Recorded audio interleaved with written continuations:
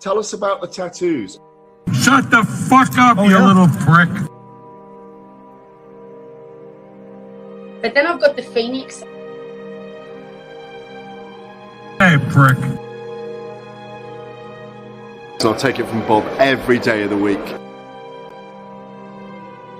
Absolute disgrace. I'm sure no one will mind. Move him out of here, Derek. Ricky Hatton didn't go over for his fighter because he risked getting abducted and sold into sexual I never said that. Both have been rape victims. I'm not watching Frank Buglioni live on Saturday night. You're out of your mind. Jesus Christ, get yourself a life. He's actually a priest. Yeah. It's because his brother John Fury eye gouged him. What have I told you all this time? He's going to end up sucked out, fucked out, looking for a handout. Boxing, nutters, messenger group. I'm gonna be the king. J-Pump, you know what I'm saying?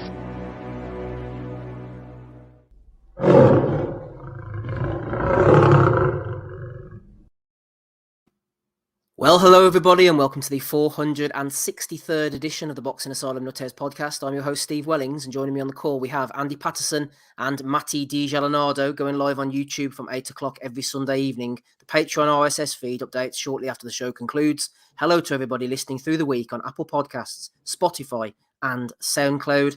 Don't forget to leave a review on the podcast player of your choice throughout the entire month of February. Nothing less than 5 stars, no less, is acceptable even.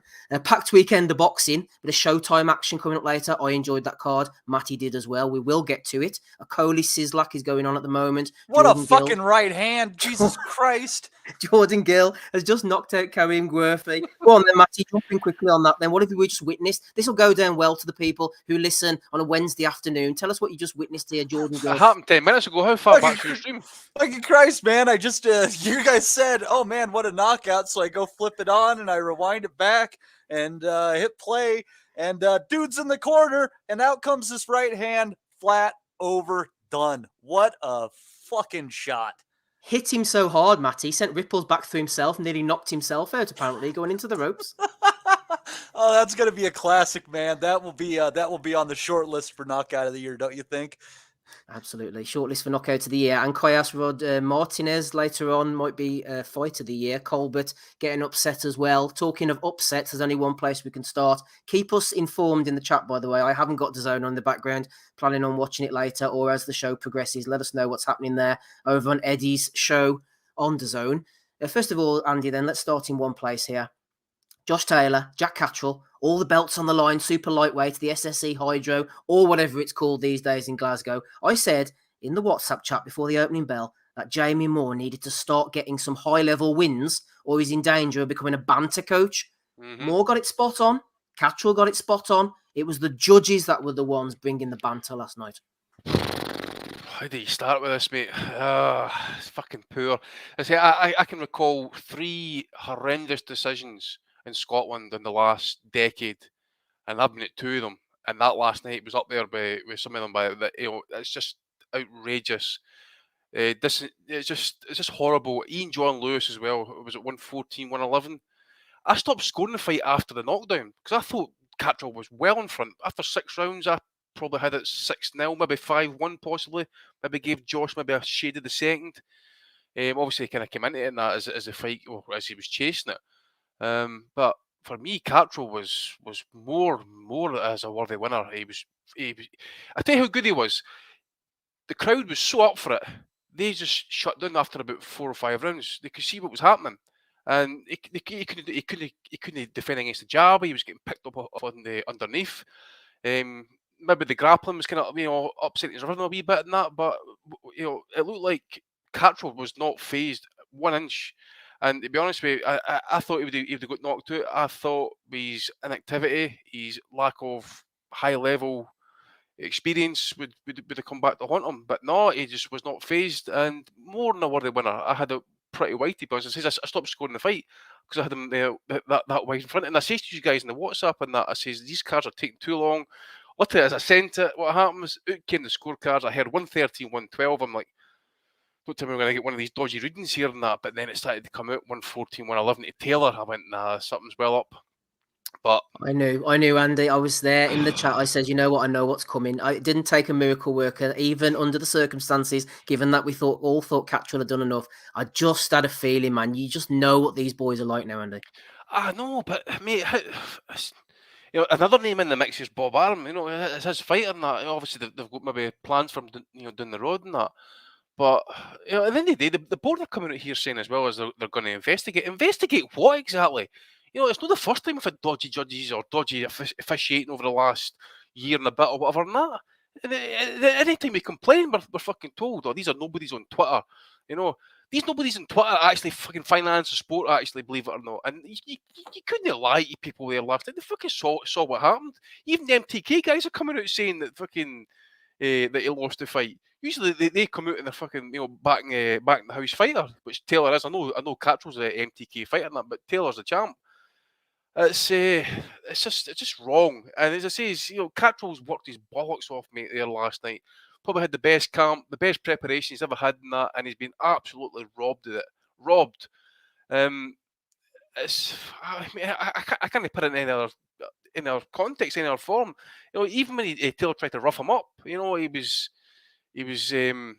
still wasn't flustered. He was okay, maybe grappling a wee bit too often, Catterall or whatever. That it was frustrating Taylor, but it was part of his game plan.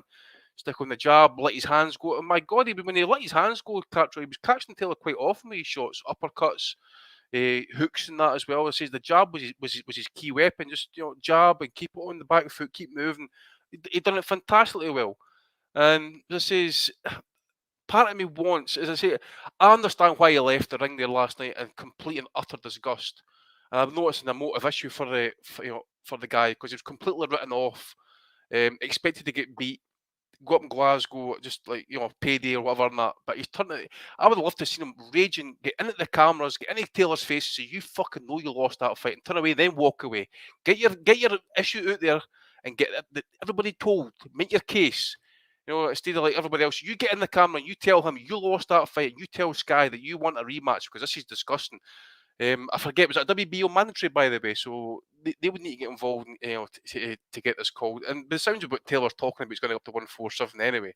So it says there's no winners out at this end of the day. Hopefully, if the belts get fragmented, then Catterall gets first dibs at the vacant belt, and he fights the highest ranked challengers, which I don't know who it is at this point. I need to go and double check that. But last night, the scorecard and undercard was pretty shite, to be honest with you. But the main event, that's all I can say, mate. It was horrible to see. It just shoots itself to the foot all the time. This sport, and it says when you get like say casuals like my dad, but my dad doesn't follow the sport like he used to. My dad kind of fell off the sport back in the 90s. I think I sent you a screenshot of it last night. Does he know that pay-per-view's dead, Andy? Aye, well, he fucking knows now anyway. But that was on free Sky last night, believe it or not. Sky Scott. That's how I managed to watch it. But no, my dad says he was winding him up and says, this Hibs wanker's getting a beating here. I says, he's not started too well. And then after the knockdown, he texts me back and that. He says, he's fucking well beat here, needs a knockout. And then after the decision came back, I got a single word text message from my dad saying, pish. That was it. So if a casual like my dad is coming up saying that's a pish decision, I think that says it all. Absolutely pish, Matty. A couple of things for you. Taylor, he fought like someone who expected like he was going to grind Catterall down. I was surprised at how often he leant forward, left his head open to that sharp jab, that left hand. Catterall's timing and accuracy was spot on. Feel free to comment on the tactics, Matty, if you wish. But one thing I'm going to ask you, bit of an afterthought here, because obviously nobody can play him beforehand. 2 British fighters, British referee, 3 British judges. Should we mix things up a little bit with the officiating, do you think, Matt? I think you have to.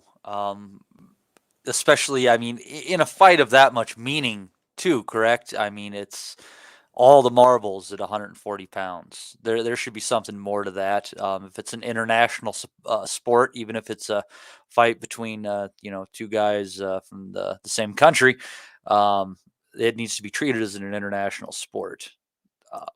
That was a pretty disappointing set of scorecards. I thought that you had to give Catterall 7 or 8 rounds. I don't think it was, a 10-round wipeout or anything like that. But it was definitely close but clear. I think you'd have to say, because he did take his foot off the gas late. I think something that goes to show on this is that a height advantage isn't necessarily a height advantage if the other guy knows how to use their lack of height to their advantage. Taylor wasn't throwing enough underneath. Catterall was just slipping, throwing that overhand left, closing the distance, and then clinching. I do think that the point deduction for clinching was warranted.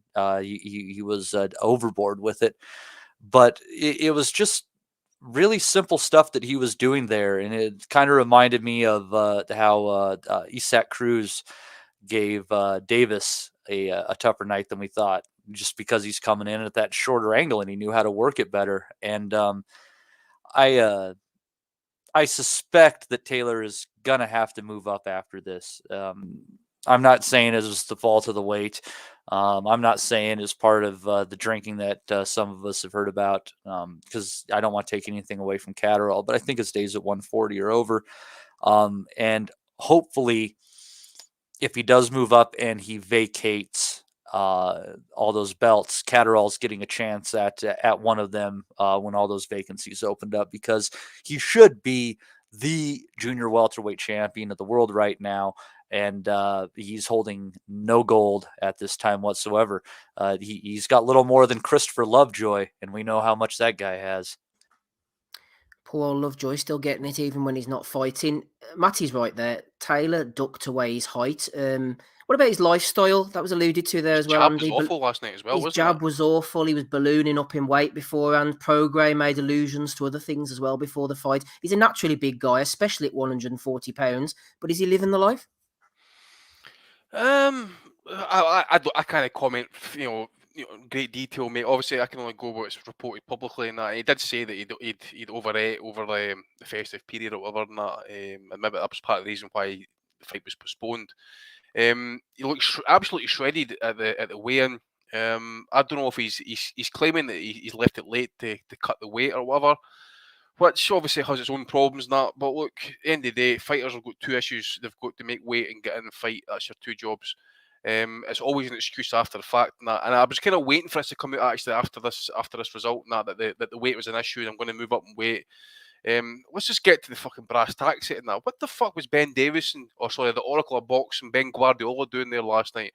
Fucking champ. What's this saying? Is this saying championship mentality? Is this like newspeak for fucking cement the cunt with a punch or anything? Just punch him with something. Is this what it is? He's trying to hype up the crowd. Is this what it's coming to? Fucking Desperado stage? Like it was just awful for him there last night. Taylor, I just think there's been a wee bit of regression, to be honest with you. As Matty says, he didn't use his height there last night. He got sloppy with his shots. He was wide open to punches.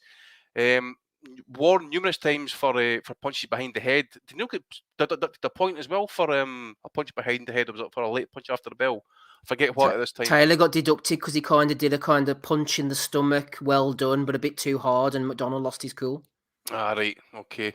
Just things like that, and then obviously he's kind of like having to press it. I was expecting to kind of like go for it and press it and try and get the knockout. It's just awful. And the thing is, Catterall's been notice he's been robbed his moment. He's been robbed like he's been like the undisputed champion. It's okay. It's okay. I can maybe say he can maybe go and fight for a vacant belt, but he's not going to get that cachet that he is. He is the man, man of the division. As for Taylor, look, he likes a pint. I dare say his rumour is that he likes his food and that. Maybe he just got a bit big-headed. Maybe he just expected that he could walk in there, walk through whatever Catterall had, and then he would just take over. You could see it though. He got marked up. He got cut. He obviously he swells and cuts pretty easily in that anyway. But it's not a good sign. It's a sign that you're taking too many fucking shots. That's what it is. So yeah, look, the lifestyle may be an issue. As I say, he's been making 140 now for his entire pro career. He is a big guy for the weight. In terms of height, I mean, he's like the same height as me, about 5'11". So generally, the guys around about that height generally kind of fight around about like 154, really. So I don't know. Look, I think he'll vacate possibly in that, but no more. The right thing to be doing would be giving the guy a rematch. But the way he's talking, he thinks he won the fight. He thinks he won the fight. So does Adam Abramowitz, man. I love I know. Adam, but Adam, that scorecard was shit, Holmes. Absolute shit. And I wasn't going to go. I seen Jack Catterall tweeting out there last night. I wasn't going to go in and say, "Oh, listen, I'm Scottish and I agree with you in that." But at the end of the day, people can hear my voice, and I'm telling you as it is. It's a fucking robbery, man. And it's a bit disingenuous for fucking Ben Guardiola and Josh Taylor to come back out and say that they won the fight.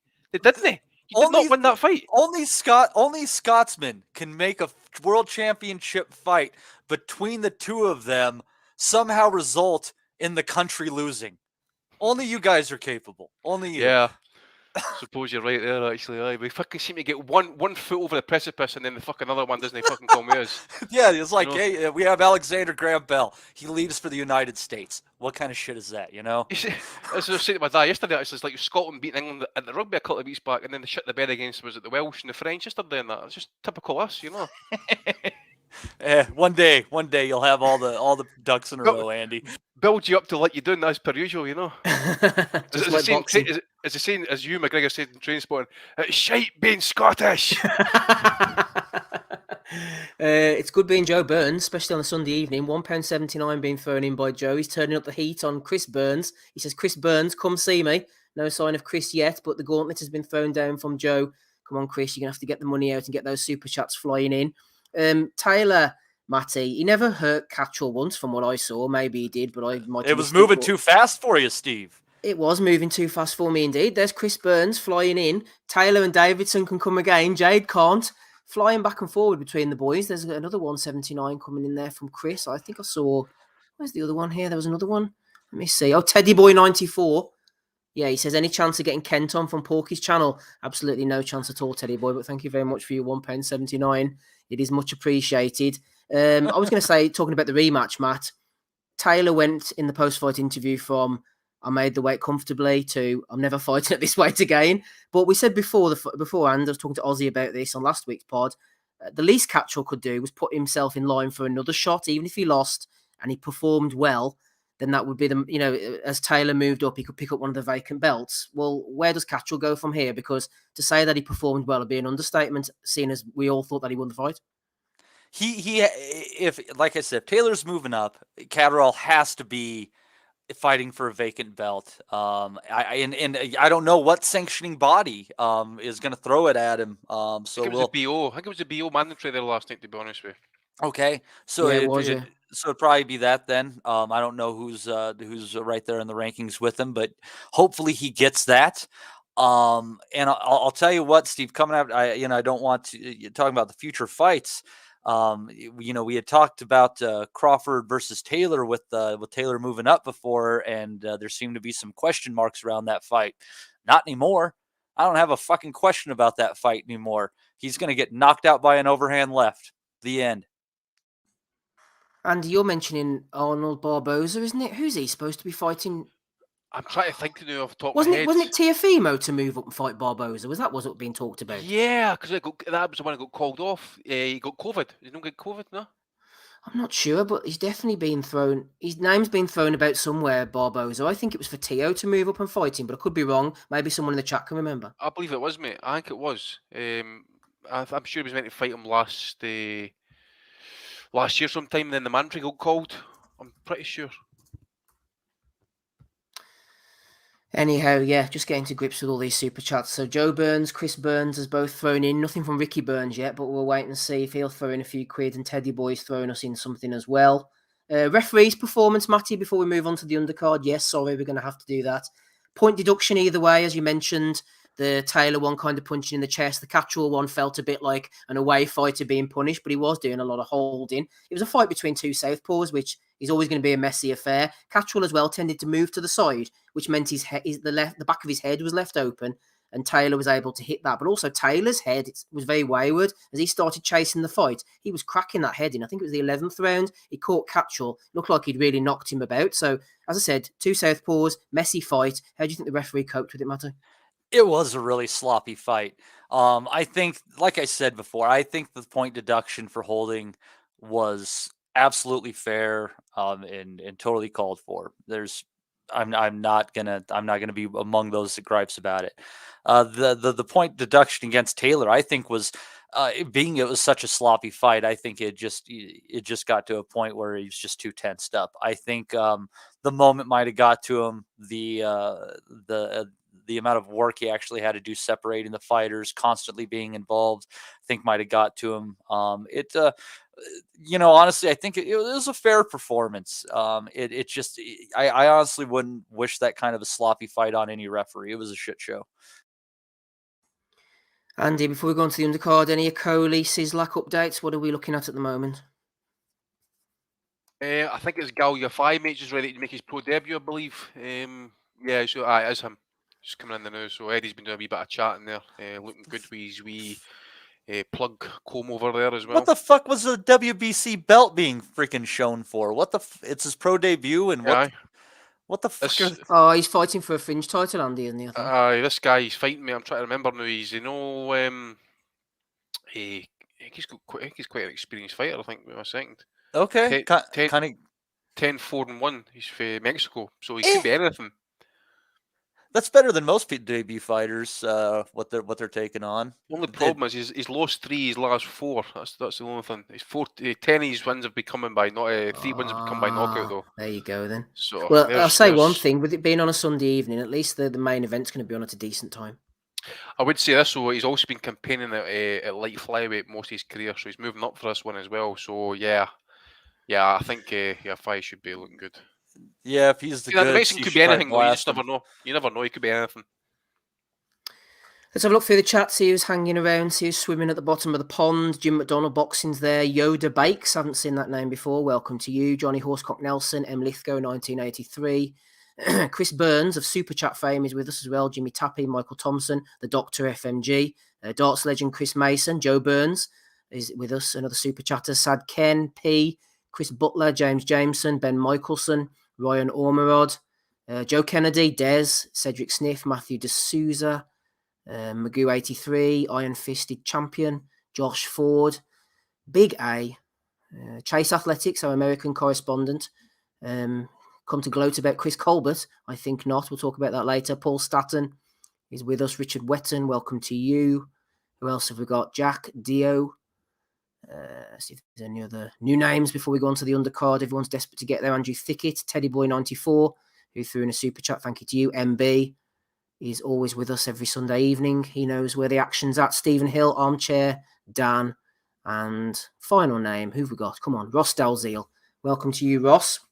Good to see you all there as usual. David Mustard has jumped in, and Deanch as well, and Tosh. So a few extra names. Let's go on to the undercard, Andy. We won't spend too much time labouring over this.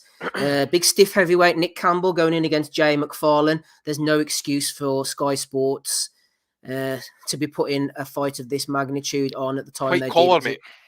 It was white collar action. It should have been in the car park. You got Rabezi Ramirez beating up Eric Donovan as well. John Doherty was there. Ebony Jones drew with Cathapuli. I didn't realise that until now.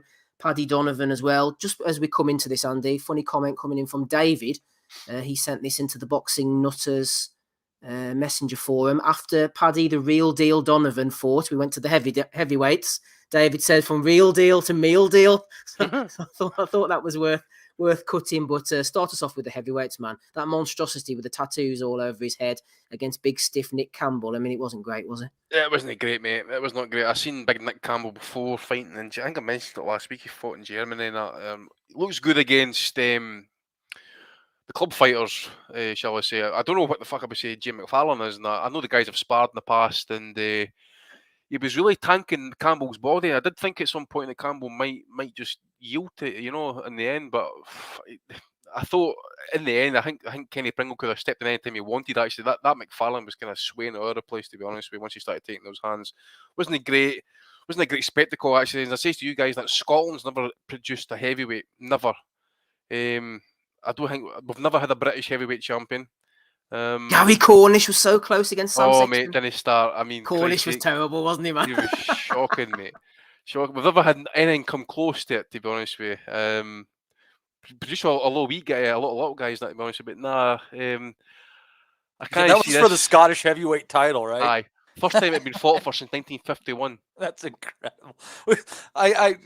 It just blows me away that Tommy never just went for it. Why not? He could have been in there last night after his performance against Welsh Lou. It's better than them two. Oh, aye, that's on WBVA for downloads and that HD content. Aye, so it wasn't great, mate. It was kind of white collar fare and that. Yeah, it wasn't a good spectacle. And then obviously I caught bits of Ramirez, and I think it was just class above Eric Donovan, to be honest with you. It was a left hook to the body or left hook to the head. I think it ended in the end. He just outclassed the end for them. That's all I kind of caught of that card, to be honest with you, mate. It wasn't a great viewing for what I could hear for the rest of it, to be honest with you. Just when you're talking about the undercard, that Ben Shalom, a wee funny comment saying that he was raging at the Josh Taylor decision, but he seemed to be quite calm when he was. So for a man to be raging, to be that kind of composed, it just shows you. Well, the thing was about that, I mean, I could be getting this completely wrong, but Shalom, he was kind of playing to the gallery a little bit because he could afford to be raging because he was like, I'm the show promoter and all this type of stuff and I'm raging. But as a top-ranked fighter against Catterall, who's MTK or whatever, if he had a financial or vested interest in those guys, you bet your bottom dollar he'd be coming out with an Eddie, I had a draw line, because he hadn't got an investing interest in either of them. He was the show promoter, being the UK arm of Sky, so he was kind of able to shit on them, if you know what I mean. Am I getting that wrong, maybe? Possibly. I mean, I tell you what, your comments would be interesting to see in the future, and that, because if he ends up signing some fighters that who end up in a kind of bad decision like that, or on the good end of a decision like that, shall we say, if he would come out with the same verve and zeal, if how he came out there last night, basically.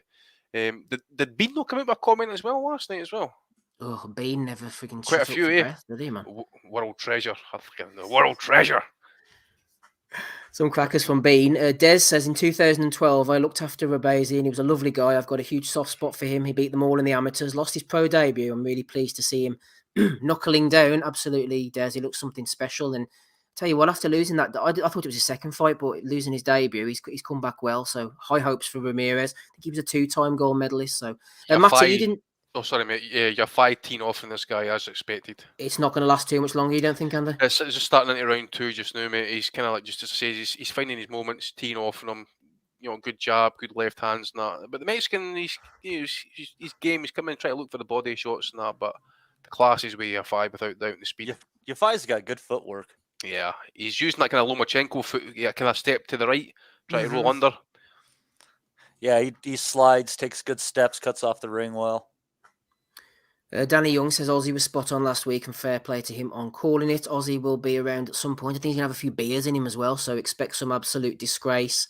Records of the DJ's content. Hey, Steve, I just got to tell you, man, that Jay McFarlane is one of my new heroes. That guy gives zero fucks, man. Zero fucks. Well, when it comes to making weight, he takes a beating well, and he was getting teed off on it, and he just kept walking forward, and he started landing his own shots. Like, it was a trash fight, but it was a pretty fun trash fight. His body shots were working well, like Andy said, Fuck yeah. Down's 10 cheeseburgers, nice and easy. Yeah, what was God? I can't even remember the guy who won. He left no impression on me. What was his name? Nick Campbell. He was comes from rugby league. I think he's actually managed by a friend of mine, Mark Dunlop from Belfast. So yeah, well, you need to ask him then. How the hell is he fighting in Serbia and Germany for all the places? Not then. I have no idea, to be honest. Yeah, you need to ask him. I'm sure McFarlane fought in America before. Let me have a look at his record. I'm sure. Yeah, I'm sure he did. Actually, does he know one of what's his name? Sam Kinnock's fighter. Here we are. Third fight. He fought in Madison Square Garden, New York. He lost a majority decision. I knew he did. Who was the headliner that night? Sam It was on the Chocolatito Rungvisai and Golovkin Jacobs undercard. I don't know what he was doing on that. I remember that now you mentioned it, actually. Andy Lee was on that card as well. So was Carlos Cuadras, Ryan Martin. That's right. It was on Box Nation. I'm pretty sure it was. There you are. There's one for you. Good times. The bright lights. Anything else on the undercard, Matty? Nah. That's all I had to say on the undercard. But yeah, I liked McFarlane. He's a big tough son of a bitch. I like him. He is. Just before we move on, Okoli Sislak hasn't happened yet. So you want to throw in 30 seconds worth, Matty? Your 2 pence worth. I know you think Okoli Sislak's going to go. For some reason, I actually think this. I don't know if it's a distance fight, but I think this one's going to go 9 or more. I think Okoli's got it, but I think this will probably be his toughest opponent to date. What about you, Andy? What fight were you mentioning last week that Matty mentioned a possible upset? Oh, Rigo, yeah. Take your props now, Matty. Yeah. No, I never even looked to see if there was numbers on that one. Honestly, Steve told me in a private message. He's like, "Hey, you're right, Rigo lost." I'm like, "Oh, no shit." I didn't even know. Joe Kennedy put it in the chat. He says Rigo's just lost to some fella. I think it was a point each way, and I texted you straight away, Matty, because it was off air. You were saying you fancied it in the parlay, didn't you? Get on that Rigo losing money. Yeah, I didn't even. I never even looked for numbers on it. Oops! I always bet on I always find shit I shouldn't bet on, and I never get on the hot shit that I even think of. I'm pathetic, Steve. I'm pathetic. Yes, that's something we can all agree on. Andy, what about Okoli Sislak then? I did see Sislak's fight with Ilunga Makabu, but my head's like a sieve, man. I can barely remember what happened. Was that the one that was in Kinshasa and they all invaded the ring afterwards and went bonkers? It looked like the ring was about to collapse. I believe so, mate. I think it was. Was that no? I'm trying to remember now. Did that fight what happened during COVID or something? I'm pretty sure it did, yeah. Don King was, I don't know if he was ringside or not, but yeah, I'm pretty sure it was a COVID fight. Yeah, it was. It was January 2020, yeah. Yeah, I remember it was kind of held in some sort of fucking park or something. He's an okay fighter, I suppose. We've all been impressed with Okoli actually over the last few fights, and I know well, obviously the Golovkin knockout and that, but I know the other opposition's not really been up to much. Ngabu's was European champion, so he's an okay fighter in that. Sislak's quite highly. It's just a mandatory defence. I think he's quite highly ranked over some of the bodies anyway, Sislak. But I'm expecting Okoli to do well tonight actually.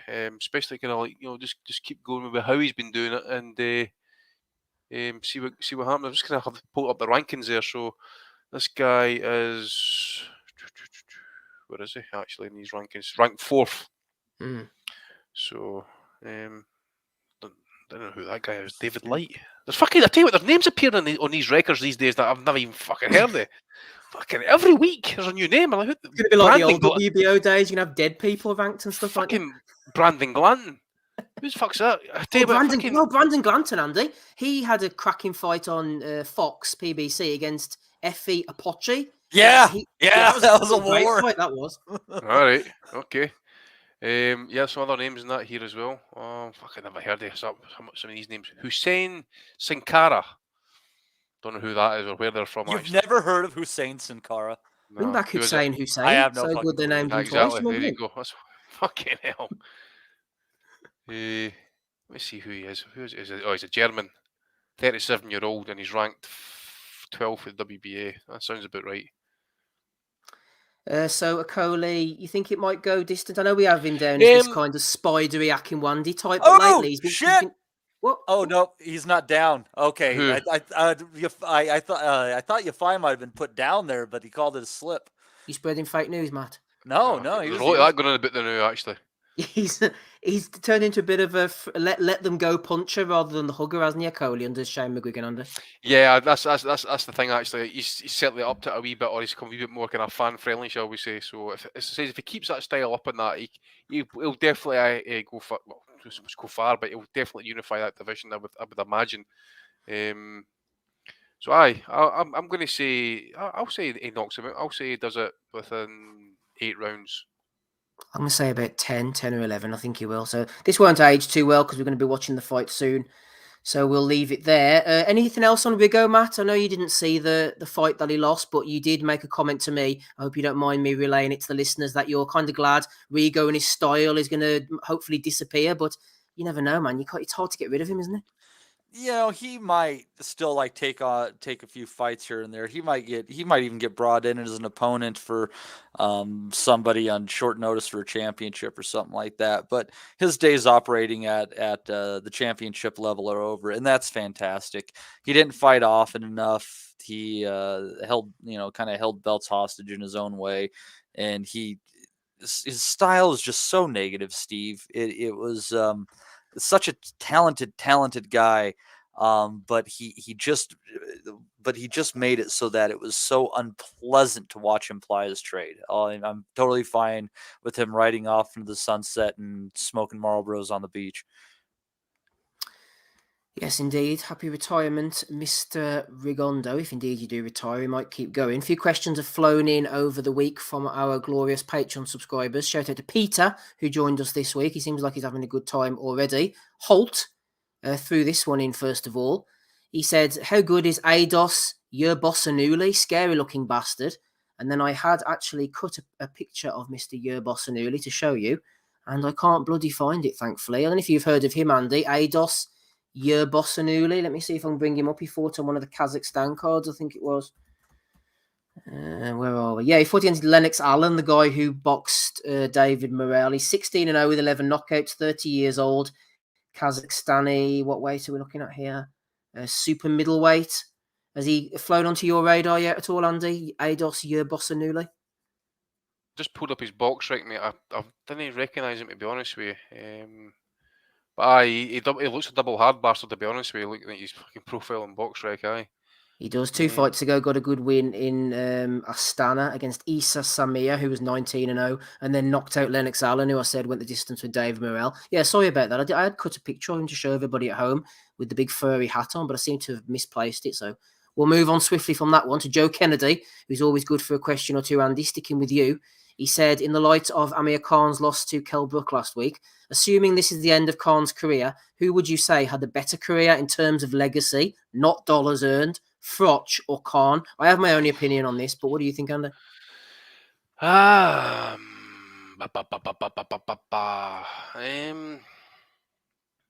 think both have got quite good legacies, I suppose. They were looking for... Khan went out look for the big fights and that. He went to America to go and do it. But I have got a lot of respect for Froch because the way he came up through the small hall, having to Labour, English, British, Commonwealth. I don't think he won the European, did he? Then on the world did he not knock title out? Did he not knock out Sergei Tatavossi? Oh, he did. Aye, sorry, he did. Aye, for the he European, did. I think so. Aye, he did. And then obviously on the world title level and that, and then obviously the guys that he fought like Kessler, Ward, Abraham. I'm trying to think who else now. Obviously, Lucien Boutte, George Groves, that type of thing. And that. I would say I'm going to go with Froch purely because he's got some wins, some top wins. Now I'm trying to think actually off the top of my head. Khan's got Maidana, which is that one aged with time, to be honest with you. But I'll probably say with Froch actually on that one, just purely because the names, the reign that he kind of fought them in the kind of like back-to-back type thing. And I know it was a tournament situation, that, but at the end of the day, he still had to fucking fight those fights. And world champion, unified champion, I think as well, actually. So yeah, I'll say Froch. Froch, Randy, just before we go on to Matty and ask him his opinion on this particular question from Joe Kennedy, let's say Chase Athletics, our American correspondent, has thrown in $10. Thank you very much to you, Mr. Chase Athletics. Very much appreciated. Let me give him his moment of glory on the screen. There he is indeed. Also, Joe Burns has thrown in another 179. Off to Paris next week to pop the question. Wish us luck. # Jade can't. Would you have any words of advice for Joe there, Matty? He's going to pop the question next week. We're all rooting for him. Anything he should, any do's or don'ts in Paris? I don't know, Joe. The way I see it is if you go in there with a plan and about 20 of your best barmates, you might be able to take over the country. So propose to your girlfriend, take over a country, you weigh it out. But I think everything should be on the table. Everything's on the table. I went to Paris once with the wife and the son. I think he was about 8 months old at the time. We climbed the Eiffel Tower with him in a pushchair. I don't know what I was thinking, and stayed in the Moulin Rouge. I'll tell you what, you could see some sights out the window of a night time anyway. I think the Moulin Rouge is someplace, mate. Anything to save a few quid, Andy? Oh, aye, mate. Oh, aye. But did you get engaged out there? That's the thing. No, I was already married. Joe Burns. What's he doing that for, man? Off to Paris to get engaged. You're Stay still at the house. Save a still fucking married after fortune. taking her to stay at a whorehouse. That's pretty impressive. Good luck, Joe. Good luck. Yeah, Matty, what about you then? So what I'm going to say is neither of these guys, Amir Khan or Carl Maybe our Froch, were super chats ones. for old Joe Boy, actually, when she gets married and she gets a hold of his fucking cash line. I'm telling you that, boy. Proof of funds. Hashtag Eddie Hearn. Even Ed. Yeah, neither Khan or Froch were ones for ducking anybody, but that run, Matty, from Froch, I know he lost a couple and all that, but from Pascal right through to Groves, I suppose. I know people going about Yusuf Mack and all this, but he had some run against opponents, win or lose. It was epic. So it'd be Froch for me, Nolan. I agree with you, and this was all the while being in Joe Calzaghe's shadow and having mean people like Andy refer to him as the cock-nosed pole. So you got to give it to Froch, Froch and his fine-ass wife. The boys are getting stuck in the chat here. Michael says Froch has the most overrated record going. Nah, don't know if he's just trolling there or not. But I just got my nomination for Value of the Week. Oh, there's a Value of the Week nomination coming in. There was another one. Someone else had commented on this. Jason Chuckwer was woken up. He said, I remember Pascal and Froch live on ITV. Probably happened last week in Jason's world. But yeah, indeed, that was a good one. Matthew D'Souza, Froch beat Groves, Kessler, Butte, Taylor, Durrell. Yeah, it was a good run. It was a great run from Froch. Thanks to Joe Kennedy for that one. But Khan would have fought anybody. Would Amir Khan would have fought anybody. The Motor City Cobra, Matty, sticking with you, says, hi, Steve. Hello, Motor City Cobra. One for the Boxing Nutters Transformer PJ crew this week. Khan Brook was a fun event, but it finally happened many years after it should have. Which fights marinated far too long, and when they did happen were a shadow of the fight they should have been. Cheers, lads.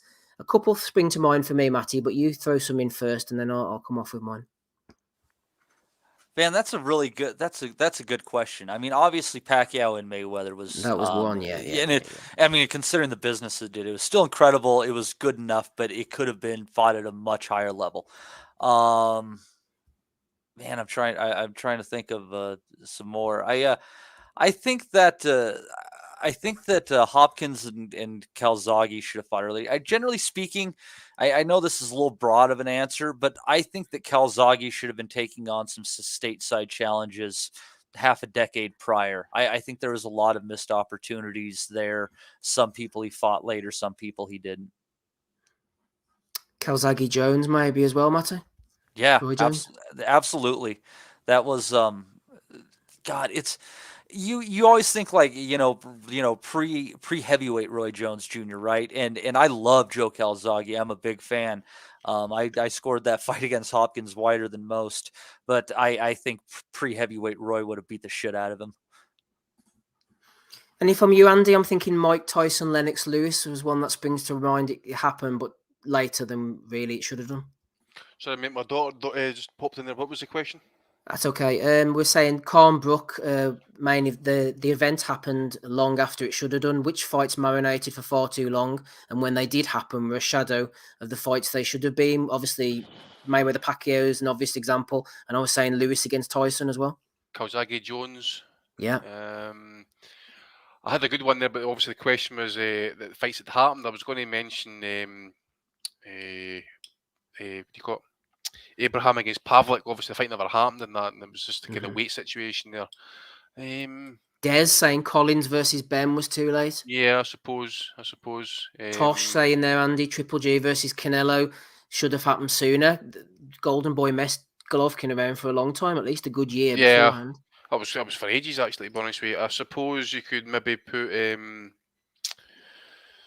Cotto against Martinez, possibly, because I think everybody was kind of saying that, Martinez had a good run at his probably back end of his prime, and then it obviously just kind of fell off a hill, and they had him weight drained for the fight as well, and they really tried to kind of make issue with his knee, such his knee brace and that as well. So they really tried to kind of look Cotto as middleweight champion pisses me off. No, mate. It pisses me off. Vacant belt, fucking Cotto. One more vacant belts than Tony Bellew, man. Michael McAwee, Leonard Hagler, maybe. Leonard got off the Yeah. couch, didn't he? Wasn't it Hagler? He saw Hagler struggling against Mugabe. the Beast, wasn't it? Yeah. Ringside, he was sitting getting drunk with Michael J. Fox and that, and he's like, I can That's beat right. him. Michael J. Fox is saying to him, shut your fucking mouth, man. You're too drunk. Open another beer. But Galal Yafai won by, I think it was 6th round retirement there. I think the corner pulled him out during the fight. They badly swollen right eye. If that little dude was naturally the same weight class and had a little bit of a heavier punch, Yafai was eating some shots in that. I mean, he took some big shots from that kid. Did Yurikas Gamboa ever fight Juanma Lopez? No, they didn't fight in the end, did they? Never fought in the end, because that was No, another over no. Marinated situation. And that was one that should have happened. That was in the Hatton, Witter, Bo Lewis category, wasn't it? Do you know what? That's another one that pisses me off, come to think of it, Andy. The fact that Juanma Lopez has 2 wins over Ponce de Leon. That pisses me off so fucking much, especially the second one. Man, De Leon was a good little fighter, and I think he beat Broner, too. I beat Broner, without doubt. I thought he beat Broner as well. Without doubt, he beat Broner, mate. I'm not just trying to rack my brain here with other fights. Well, there's a few in the chat, Andy, that might get you going. Des says Mosley Floyd was too late and at the wrong weight. Yeah, the eras didn't really match up, did they, between those two? Shane had like one good round and he almost knocked him out, and that was it. Yeah, he badly wobbled Floyd, didn't he? Fucking gassed, man. The Doctor FMG says Father Dave's last few fights were too late. Well, Father Dave's still going, man. I think he could have a third fight with Wild Bill if you're not careful. He's a priest, you know. Glory, glory, hallelujah. What an entrance. Sad Ken says McBride versus Tyson. Should have happened McBride against Tyson. That should have happened earlier. Oh my God, that's fucking wonderful. Holyfield versus Tyson should have happened earlier. Yeah. Well, that was supposed to happen, wasn't it? Yeah, before Tyson lost out in Tokyo. Yeah. Did you know that Desiree Washington is Evander Holyfield's 4th or 5th cousin? No, didn't know that actually. Yeah, is that true? Right. Yeah, that was a weird fact. Years ago I learned that one. It's totally bizarre. Also, did you know, Matty, that Evander Holyfield bought out his own range of grills to rival George Foreman's grills, the real deal grills they're called? That clearly didn't go well because I did not know this. Oh, there you go. Sorry, Andy, were you going to throw something in there? No, I just wondering, was there any other suggestions? I'm still sitting here thinking. Obviously, there are a lot of fights that you could mention that never happened, but the actual ones that they kind of waited for them to happen.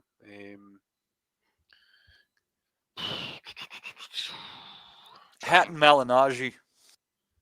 Nah, nobody wanted that fight. That was an easy comeback fight. Did Hatton fought him after the Floyd fight? Did they not? I think he did. Homecoming. No, didn't he fight Lascano? Juan Lascano was the homecoming in Man City Stadium. Yeah, Lascano fucking gave him far more trouble than Malignaggi did. Malignaggi fought on that card. That's what it was. Yeah, that's when he had his hair. When he had to have his hair cut off. He had to get his hair cut off. That's right. Idiot. They had to sell it. They had to masking tape it up, didn't they? That was fucking ridiculous. He almost lost that fight too. Endu gave him some fucking trouble late, if I recall. Yeah. No, I've got the other ones, mate. I can't think anything. Maybe any fight involving David Hay over the last few years, possibly. Yeah. So maybe I'd Bellew Hay in there. Yeah, hey Bellew, that was thrown in as well in the chat. Was it? Butterbean Larry Holmes. Fuck's sake. Right, I think it's time to move on when Butterbean gets mentioned. Let's slim down in a few weights, shall we? Episode 463. Matty's here at the moment. Andy's here. Rapping Rob Kelly is trying to get here as best as he can. Aussie, who knows where he is at the moment. Hopefully he's safe out there. Chris Colbert, super featherweight, was 16-0. Took a loss to Hector Luis Garcia. Came in at a week or two's notice after Rogers Gutierrez tested positive for coronavirus. Matty, old Colbert, he was running in those last couple of rounds. I love me a bit of Hector Luis Garcia. I tell you what, he was running around like the Hulk, waving him in. Why are you running, Colbert? I was watching the fight in work, Matty, and I had it muted so as not to annoy anybody. After about 6 or 7 rounds, I was thinking to myself, I could be wrong here, but it looks like Colbert's getting worked over, man. Those body shots are landing. Garcia's landing some heavy shots. Am I the only one who's thinking this? But it turns out I wasn't. The judges, Showtime, you were all seeing the same thing. Colbert got some work in there. Yes. Dude comes in on less than 3 weeks' notice and just outmans Colbert. Like, and it just going to show, like, you have to have a little bit of pop at a certain level because these guys that will just walk you down if you're not an incredible mover. Thinking like, God, there's so few light punchers in the sport who have really gone far for extended periods. Like Yvonne Calderon, I'm really thinking guys like that. The dude that went 50-0 in Thailand, he did okay for whatever he was. Calderon as well, Matty, I might add. He was good until he started to slow down. And then whenever he had to plant his feet and people were catching him, he had nothing, like you say, to keep them off him. And that was when he started racking up the losses. Sorry to interrupt. No, you're right. He had to have his feet, and once he didn't have the legs, it was done.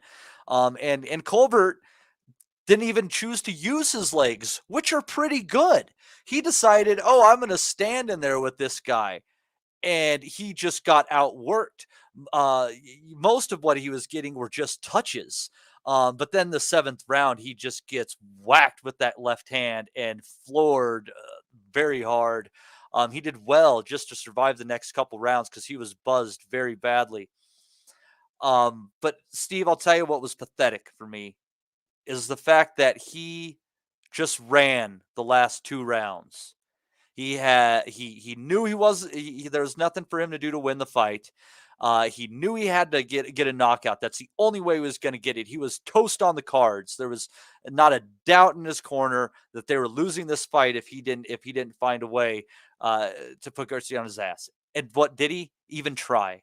No, he ran the last 2 rounds to the point where his opponent's just throwing his hands up in the air and sit in the middle of the ring. It was absolutely ridiculous. And then at the end of the fight, Colbert showed humility. He hung around, said that he was beaten, but then he said he wanted to run it back. What did we see that makes us want to run it back, Chris? You didn't want it in the last 2 rounds. If you wanted to run it back, you would have fought hard enough in the last 2 rounds to have tried to give us a reason. But you didn't do that. You just got on your bicycle. You stayed away just so that you could survive the last 2 rounds. And it was absolutely pathetic. And I hope that we're done with Chris Colbert and his stupid fucking act because that was a clown show. Do you really hope you're done with him, Matthew? Are you going to give him the benefit of the doubt to come back? I guess. I mean, if he comes in and he shows some more mettle, you got to give him some credit. But what did you see last night that would make you think that he has it, Steve? There was nothing about him that dug in. I'm all about second chances, Matty, but I do agree with you. I think the main thing is the punching power. He knew he couldn't hurt him. Garcia must have been an underrated puncher. They made the point on the telecast because I put the sound on for the last couple of rounds and they were saying this guy can clearly bang because every time he hit Colbert looked like he was about to go. And Colbert has had not trouble, but he mentioned about Tug being a big puncher as well. So he clearly doesn't like getting hit. Who does? But I think the fact, like you say, Matty, that he couldn't keep him off him was a major problem. If you can't punch, then your career is always going to be an uphill struggle. Yeah, it was just like when Tevin Farmer finally ran into JoJo and somebody just walked through him, right? Mm-hmm. And that's the same thing. And I think, the PBC isn't going to toss him in the trash. They'll give him something more. But the idea that he thinks that they're going to run that back rather than Garcia going and taking a very well-earned title opportunity against Rogers Gutierrez once he's healthy again, is ridiculous. He needs to take a step down. You can't be getting rocked by featherweights and dropped out by late notice opponents and acting like you're the top shit. Steve Anderson's the top shit. He's thrown us in a tenner. Thank you, Steve. No message, but we get the message from your wallet, from the heart. Thank you very much. Chase Athletics has picked up on something that I was going to touch upon as well. I hadn't heard of Garcia, Andy. Sometimes these guys come in at short notice. Wasn't aware of him at all. Was a bit annoyed the Gutierrez fight wasn't taking place because I knew Gutierrez was. I knew it'd be a good fight. I knew it was the belts getting sorted out as well. But I looked into Garcia during the week. Clearly had a bit of a dig about him. Had 3 no contests on his record, which is a bit weird. Not sure what was going on there. And as Chase says here as well, 2016 Olympian in Rio for Dominican Republic. So clearly had something about him. I was really impressed. He was relentless and he barely looked like he was blowing at the end. like I said, he was whacking Colbert to the body. He was coming forward, changing stances. He just seemed to be enjoying himself there. There seemed like there was a few fights in the crowd. It was all kicking off. But Garcia, I want to see him again. I thought he was really good. Yeah, I mean, that's what he's needed. He just needed the exposure. And as was it Chase Athletic says in the chat there, he's an ex-Olympian. I believe he's been to Pan Am Games and that as well. So he's done pretty well for a few of the Cubans and that. So he's really just needed, with that amateur pedigree, he just needed the exposure just to kind of, expose his skills. And he's fucking showed it there last night. I thought he beat the fight out of Colbert by the 10th round. Putting a touted prospect in survival mode, I think is very impressive actually. Even if it's at late notice or not, counter punching, pressure, body work, just the absolute poise of the man. He took control of that fight, I felt, and you could see Colbert's confidence just sinking like the fucking Russian ruble. Colbert just straight clown all week, ran his mouth, ran in the ring, talk smack. What happens? He got fucking schooled, embarrassed, probably even exposed. And this is meant to be a little B-hop we're talking about here. Fucking B-hop wouldn't take a beating like that. Plus that knockdown, I had it on 2-speed actually, and when that shot landed, I was like, "Oh, you fucker!" It looked better when it ran faster actually, but what that shot it was left, it was a kind of left hook, kind of like left cross possibly. But I thought Colbert at times, just especially in the early half of the fight, seemed to think he could just stand inside with Garcia and fucking bang it out. But he's not got the punch, and he's not got the rare skills for infighting as well. And that Garcia was just basically working his body. Even jabbing at it and that as well. In the end, he ended up backing off, as Matty says. He ran for the last 2 rounds. I don't think he even looked to engage once in the 12th round, if I can recall properly. He just never done it. So it says Garcia, he just never got the exposure. He's got a high profile win as such on a top platform. To showcase his skills. He was clowning the guy. He's calling him in. He's standing there with his hands up, basically saying, "Come and hit me, come and get me," and he wanted nothing of it. Colbert shat the bed. Hype job, exposed probably. I might be going to be a bit too hard on the guy in that, but the proof is at the end. You did not want to go into the fucking trenches to try and dig it out. That's what champions do. Sorry, but that to me just exposed him as a total hype job. Because winners or champions find their way to win fucking fights, even when they're losing. And he never done it. He just totally shat the bed the whole fucking fight. Ran.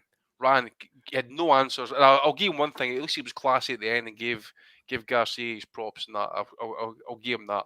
But totally exposed for me. I think, Matty, before we move on to the undercard, it's going to be difficult for someone like him to come back because, like we mentioned, not only the punching power, but I think he was kind of exposed in a way. Anyone worth their salt at a decent level, which he's going to obviously aspire to get to, are just going to follow that Garcia game plan. If you stick it on him, hit him hard and often, I don't think he's got any answers, Matty. No, if you can cut the distance and crowd him, Colbert does not have the answers. He doesn't have the power to push you off, and he doesn't have the inside fighting skills. Again, Garcia was just doing these little pity-pat touches more often than not. But if your hands are moving, 90% of the time Colbert's aren't. So there's the answer at the end of the day. It's all about activity.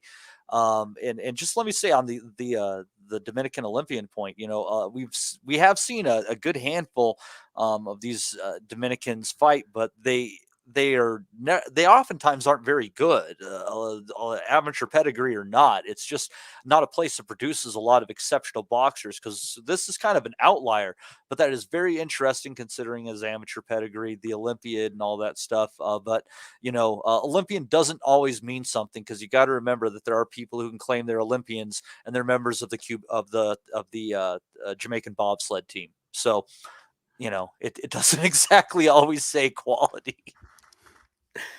Andy, did you get to see Russell against Postol? I thought I was surprised it ended up in a stoppage. Actually, again, I was watching it. They got to the last minute, and then I turned round. Postol's there getting his gloves taken off, and it's coming up 10th round stoppage. And I'm like, what's going on here? I thought the referee jumped in a little bit soon. Although Russell, give him his props, nothing to do with him. I think for a step up against a guy like Postol, who'd been on the couch for 18 months, he fought well. He fought aggressively. I was impressed with Russell actually. Yeah, he was good. I thought he was aggressive, good variety of punches, good hand speed. Wasn't really. I don't think he was given much of a problem, to be honest. I know Postol was really kind of awkward, long jab and that, and he can make it very difficult for you.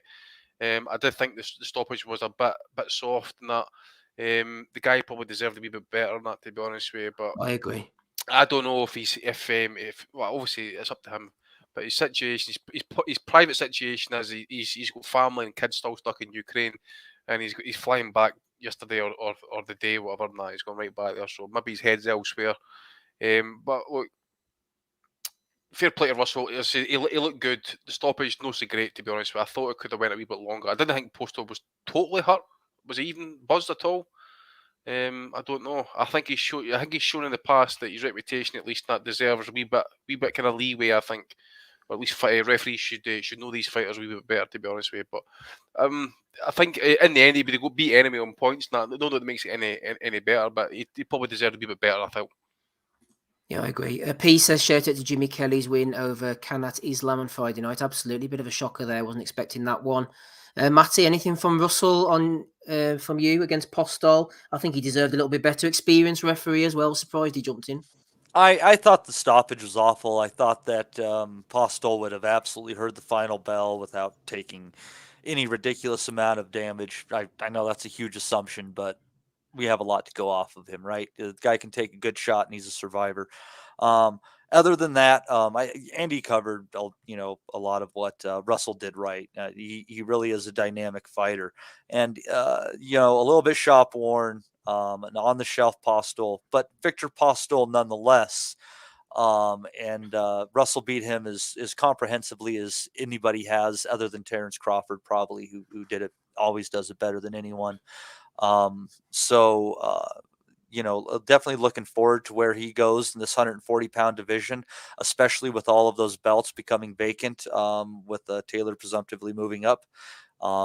He definitely has the talent, and after a win like Postol, he should rocket in the rankings. And I'd imagine with the weight of his promoter behind him, he will find himself in a position to snag one of those belts.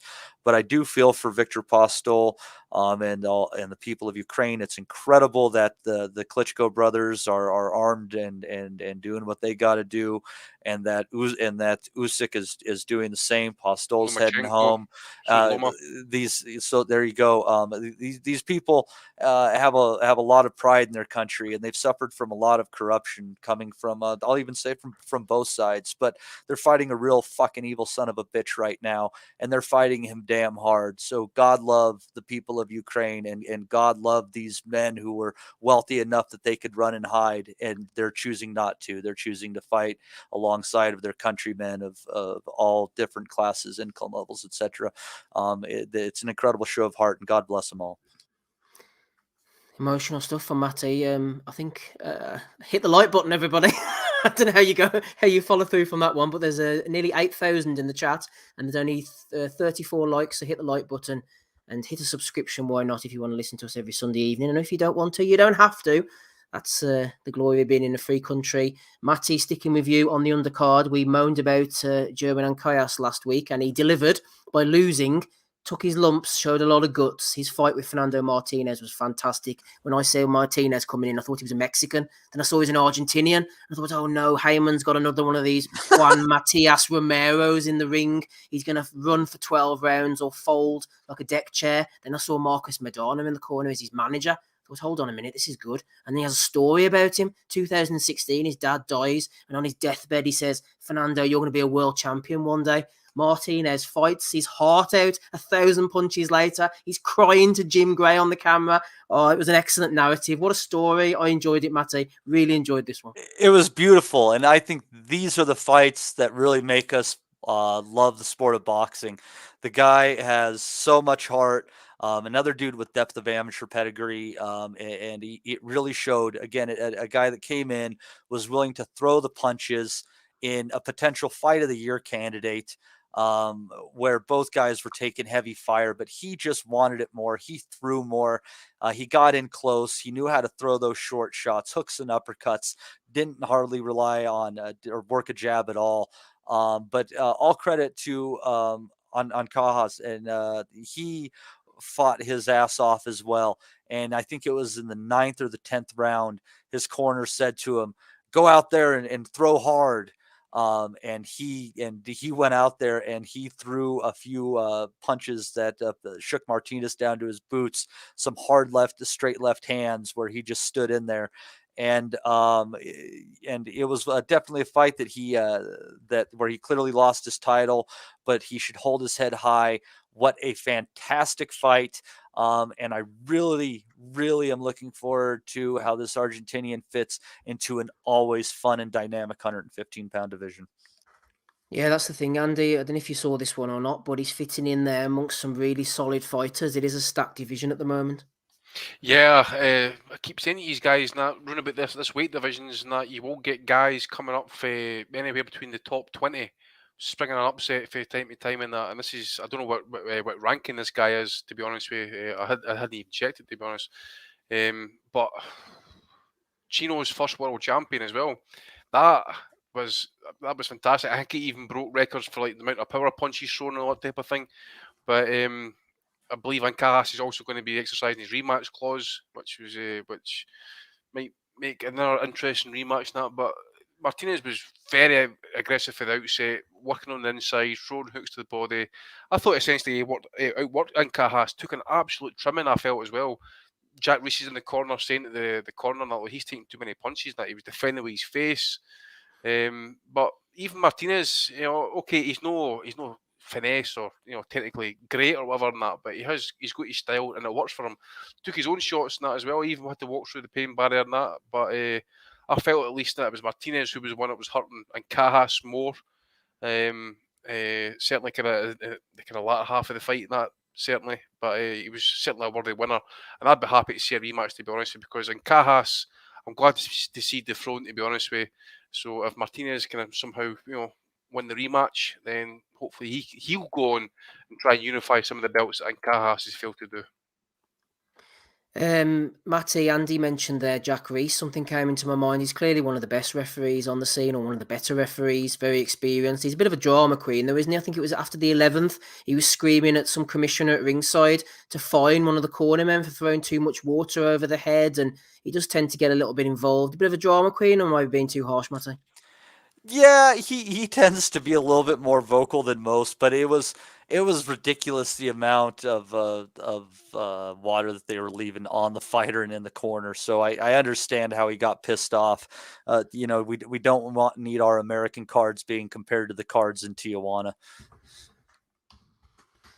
Absolutely. Coley's about to start. The boys will keep you up to date with that. Meanwhile, let's introduce into the equation the main panel member himself, rapping Robert Kelly. Good evening, Robert. How are you on this fine Sunday evening? See what I did there, Steve? You like that one there? Topical. I love that. I Topical. love it. Here, Rob, what about this thing from Owen Robertson? He says, you go, Rob. He's at it now, is he? Owen Robertson, I get it. he's a Glasgow boy, is Owen, as he's let us know there. He says the Taylor result made him sick, Rob. He's sick tonight. Yeah, look, for fuck's sake. I was struggling even, because shit gets hazy. We've been over this before. I'm fucking 43 years of age. I'm pushing 44. There's so much fights I'm after watching over the years. It's hard to kind of remember robberies at the time. But I think, you're looking back to, a couple of the dodgy Germany ones there for the Brits around the 2008, 2009, 2010 mark. And then you're looking at kind of, say Kovalev Ward, first one, or Triple G, Canelo. But in terms of fucking an absolute hosing. Now, I know some of the guys that got, some of the Spaniards and that have been on the other end of it, but in a high-profile fight, with all the eyes on it, on the main card on Sky, Jack Catterall, I mean, you can't say enough about the guy. He boxed out of... do you know what? I didn't even think he boxed out of his skin. I thought he boxed within himself. I thought he maybe had another level to go up in the fight, but he was so comfortable in there for the first 6 rounds. Had to give Taylor a round in the first 6. He was running out of a bit of steam, I think, late on. The ref was fucking with him as well. Ref was a fucking disaster with the 2-point deductions. But my cousin was on to me last night, and he was he's living over in Belgium. I was in the Irish Army. He was on to me. He's like, "Oh, is this Catterall Taylor going to be any good?" And I was like, honestly, I expect Taylor to walk him down, but I had a look at the weigh-in yesterday. I think if Catterall can be busy early, he'd make it interesting anyway, because Taylor's dead at the weight. But it should be a formality for him. But we see a lot of pressure on him fighting in Scotland. So he was like, "All right, I'm going to stick with it." And he was like, Taylor's in this, blah, blah, blah. So afterwards, I'm like, surely, like, they're not going to. I was like, look, if the scores are right, Catterall's after winning this, like, he's after cruising it. He could afford to take the last round out. He's pissing it. And I was like, if they're right, but like, don't count your chickens. Like, anything could happen when it comes to the scorecards. I was like, and I mean anything, like. But I was thinking, there's surely fucking no way they're going to give. Like, it's not close enough that you could even give it a draw or a contentious nod to Taylor, but they haven't fucking win it. Ian John Lewis as well, by the way. I'm sure you've all covered it at this stage. I'm on late. I understand that. I don't want to go over any shit that's already after been covered. No, go on, you're okay. But how the fuck has he given three? Did he give the first 3 rounds to Josh Taylor? Apparently so, I think, yeah. That's like that. I'm sorry, like I don't believe that a fella who's refereed that many fights could be possibly that incompetent. So what's influencing his decision there? What's he looked at there to see that Josh Taylor's won those 3 rounds? And that's the kind of thing that you have to drill down into these things now. I got to give a lot of credit to Ben Shalom, who is a great, young, hungry, handsome, good-looking promoter with a massive platform that's not on an app. So he has to get a lot of credit. But I think he spoke honestly, and maybe like to his own detriment. He was kind of refreshingly honest in the post-fight where he said he'd have to have an investigation into this. He said, I've seen it happen on other promoters' cards and it was embarrassing. Now it's happened on mine. So, I felt for him. He's building something. He's had some good fights. And that, like he said, was probably the best fight of the fights that he's put on recently. Maybe not the biggest spectacle, but the biggest fight or the best fight. And to have the decision go so badly, it was pathetic. And it's like, to outsiders like us, like, not that I give a fuck really, like, but like as a fan of the fucking sport, like, and lads are into their certain sports and they talk about them with such passion. Well, when you talk about boxing to outsiders, you have to always throw in the fucking crowd. Now, hold on for a second. I know you think you saw something there, but what you think you saw might not necessarily reflect. That's why I don't talk to them. I don't even talk to them in box if it's casuals. I just fucking swerve them. But you see, like, how fucking ridiculous that even is, that you have to preface it, like, even in a fight like that with, British, you got to think, British soil, 2 domestic fighters, one of them's fighting in Scotland, both under the same promotional banner, fighting on the same network. What the fuck could go wrong? Yeah. How did that happen? Josh that Taylor, has to be on the up and up, right? And like, I've seen people criticizing Taylor for saying he won the fight. What the fuck is he supposed to say? What's he supposed to say? He's the fighter. Yeah, he is the fighter. He's not going to turn around and say, "Oh, well, he beat me and I'm giving him a rematch" when he's moving up to 147. It is what it is. I don't think any of the fucking other top fighters, if it happened to them, would be all of a sudden be noble and be like, "Oh, well, I'll give him a rematch." Most times, if a fighter gets the nod in a tight fight, they don't want the fucking rematch anyway. So I don't really blame him for saying what he's saying, but it's not like the biggest loser in all this last night, even though he got the victory, is Josh Taylor. Because Josh Taylor is an elite fighter, or has at least proven up until last night that he's been an elite fighter in his career, short career, achieved massive accolades in his career, but he hasn't, and I think to his own kind of disappointment, he seems on the bitter side that he's not a bigger star. And that was a kind of a stage last night. Massive domestic fight, sold out. Everyone on Sky is watching it. English opponent. Stage was set for him to kind of, bring in a wider fan base and then move over to a big fight in the States. But anyone watching that last night who was a casual or anyway kind of, interested in Josh Taylor is going to be thinking, hold on. First of all, this guy's not as good as we thought he was. Second of all, he's taken an absolute fucking pace in there, been dropped and everything along the way. He thinks he won, and he's not giving the guy a rematch. He's pissing off up to 147. So I think his stock is probably, due to no fault of his own, is going to actually suffer more than anything. Catterall, you'd hope, will come again and get a chance, but like, fine margins again in sport. He mightn't box like that again, and even if Taylor was able to stick around at 40 or at 40 for the rematch, Taylor might fight differently the next time. So he mightn't have that night again. And to have it, like, it should be a case where it's without a doubt, if you've done enough, you get the nod. On the night, you get the nod, you get your moment, so it's not ripped from you, so they don't have to fuck with you, get you back for the rematch. And, it's such fine margins. You hope that Catterall will get to a stage where he win a title, but he should have had it last night. He should be the undisputed 140 champion, without a shadow of a doubt, in my opinion. And I see, like, fucking Dan Rayfield and Dougie Fisher and all trying to be cool out, say, "Oh, it wasn't the biggest robbery." Who's reading their articles, by the way, anymore? Who the fuck reads their articles for opinions and facts on boxing? You can see with your fucking eyes what's happening. As well, try to be edgy. Trying to be edgy. It's boring, man. Like, it's fucking boring. Everybody this is the time where the sport should be unified. All the fucking fighters, even the friends of the fighters, are coming out and saying the wrong man got his hand raised. So, after so many years watching the sport, you know what you're seeing, and just to rely on these fucking hacks for their opinions is a kind of a side piece to it all. But it's a big pity for Catterall, man. I'm very disappointed for him because he deserved to have his moment in the sun last night. And once again, boxing being fucking cruel to the wrong people. The thing is, as well, we can't quantify, or nobody can at this point. But how much money has he lost by not getting a decision there last night? Oh, he could have homecoming somewhere doing running about Stoke area and that. Big time, because possibly. if the belts are fucking going to fragment, he's got to go pay all sanction fees and blah blah blah again just to get a spot, get a shot at a world title again. He should be the fucking undisputed champion. Absolute disgrace. And you know what?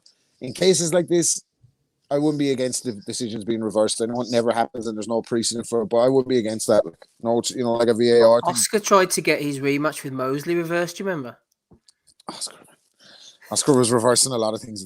You're right. You are right though, Rob, in that you say this situation will never, might not come again. He might not fight out of his skin like that in that perfect situation. Might not catch that version of Taylor. Might not catch those 4 belts. It all comes together in a glass jar, and that's it. Kind of, split up again now. Yeah, and that's why you can understand why he's so upset and he won't give the post-fight interview. It's not like it was a close fight and he took a bit. Like, I thought it was a lopsided decision last night. I thought he absolutely pissed it. I think, and even a Ben, all right. The voice.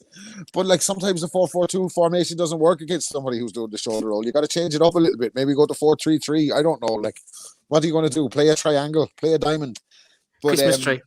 What the fuck was he talking about in the ring last night? Championship mentality, Rob. Championship mentality. When I heard that, it means cemented cunt. That's what it means. When I heard that, right, I know I was straight out of WhatsApp, like, or whatever, but this guy is straight out of fucking.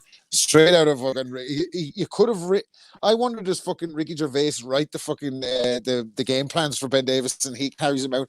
Championship mentality. You need a knockout, pal. You're 6 rounds behind. I don't know. We want to get busy here. At one stage, he made. I'm sure some of the listeners will pick this up, or some of the lads in the chat. Did anyone catch him doing the sound effects at the 4th round? He's like, "Oh, mate, listen, you're inside in the exchanges, yeah? Oh, oh." I tell you what, I did pick up on. But that's not even an instruction. Give us sound effects now. What the fuck? He was telling Taylor that he needed a knockout, and then said post-fight that he was distressed. He felt it was. I was like, "What are you talking about? Does he fucking forget there's cameras actually recording shit these days?" Fucking Jesus, man. He's one of the worst. He's one of. Oh, we lost Rob. Oh, Rob. Rob's disconnected. That'll give me a chance to thank Michael McAway, friend of the pod, friend of mine.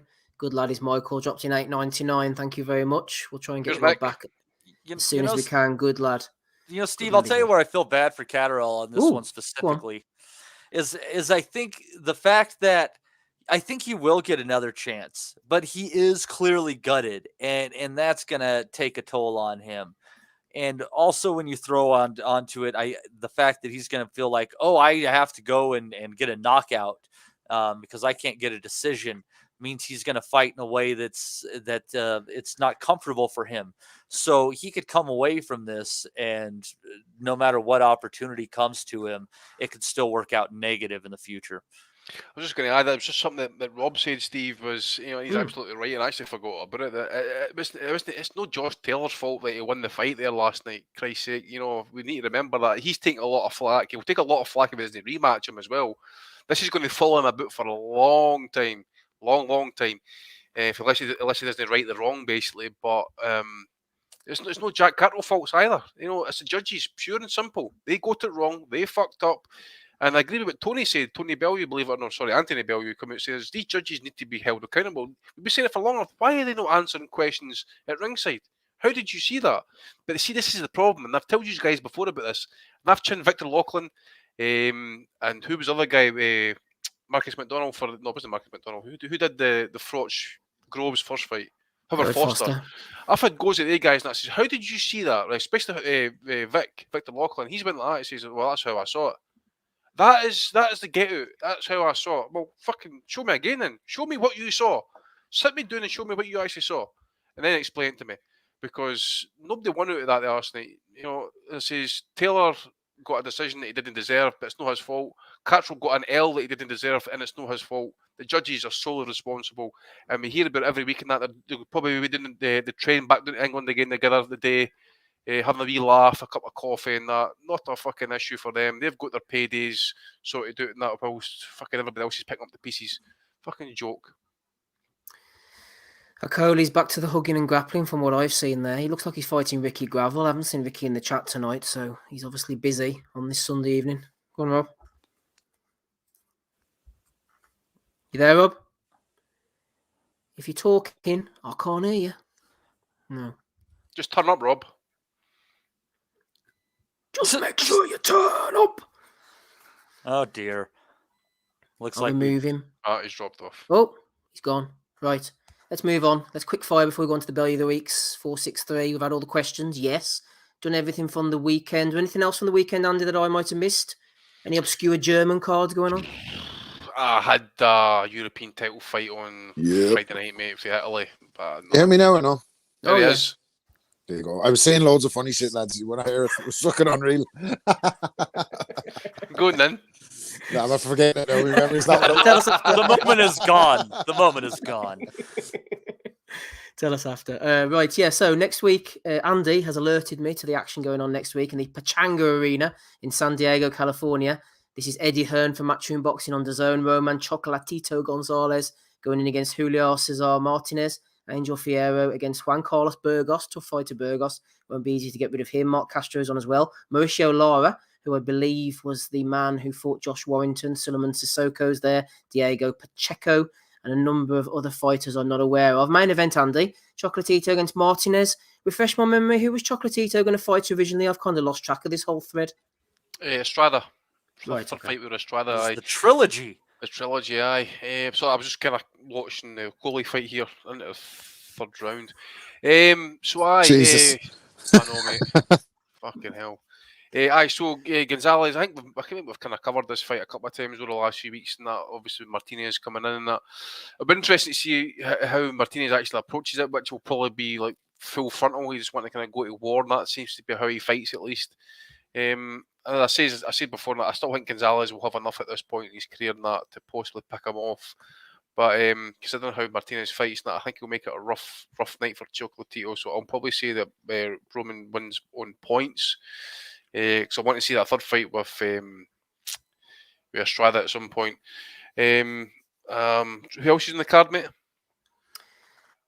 A guy called Angel Fierro, but you've got Sissoko, who I last saw fighting Kieran Conway. Mark Castro's there as well. And Mauricio Lara. Diego Pacheco. Lara, who beat Warrington's on there as well. All right, interesting. Great. Some of the undercard fights might be decent, actually.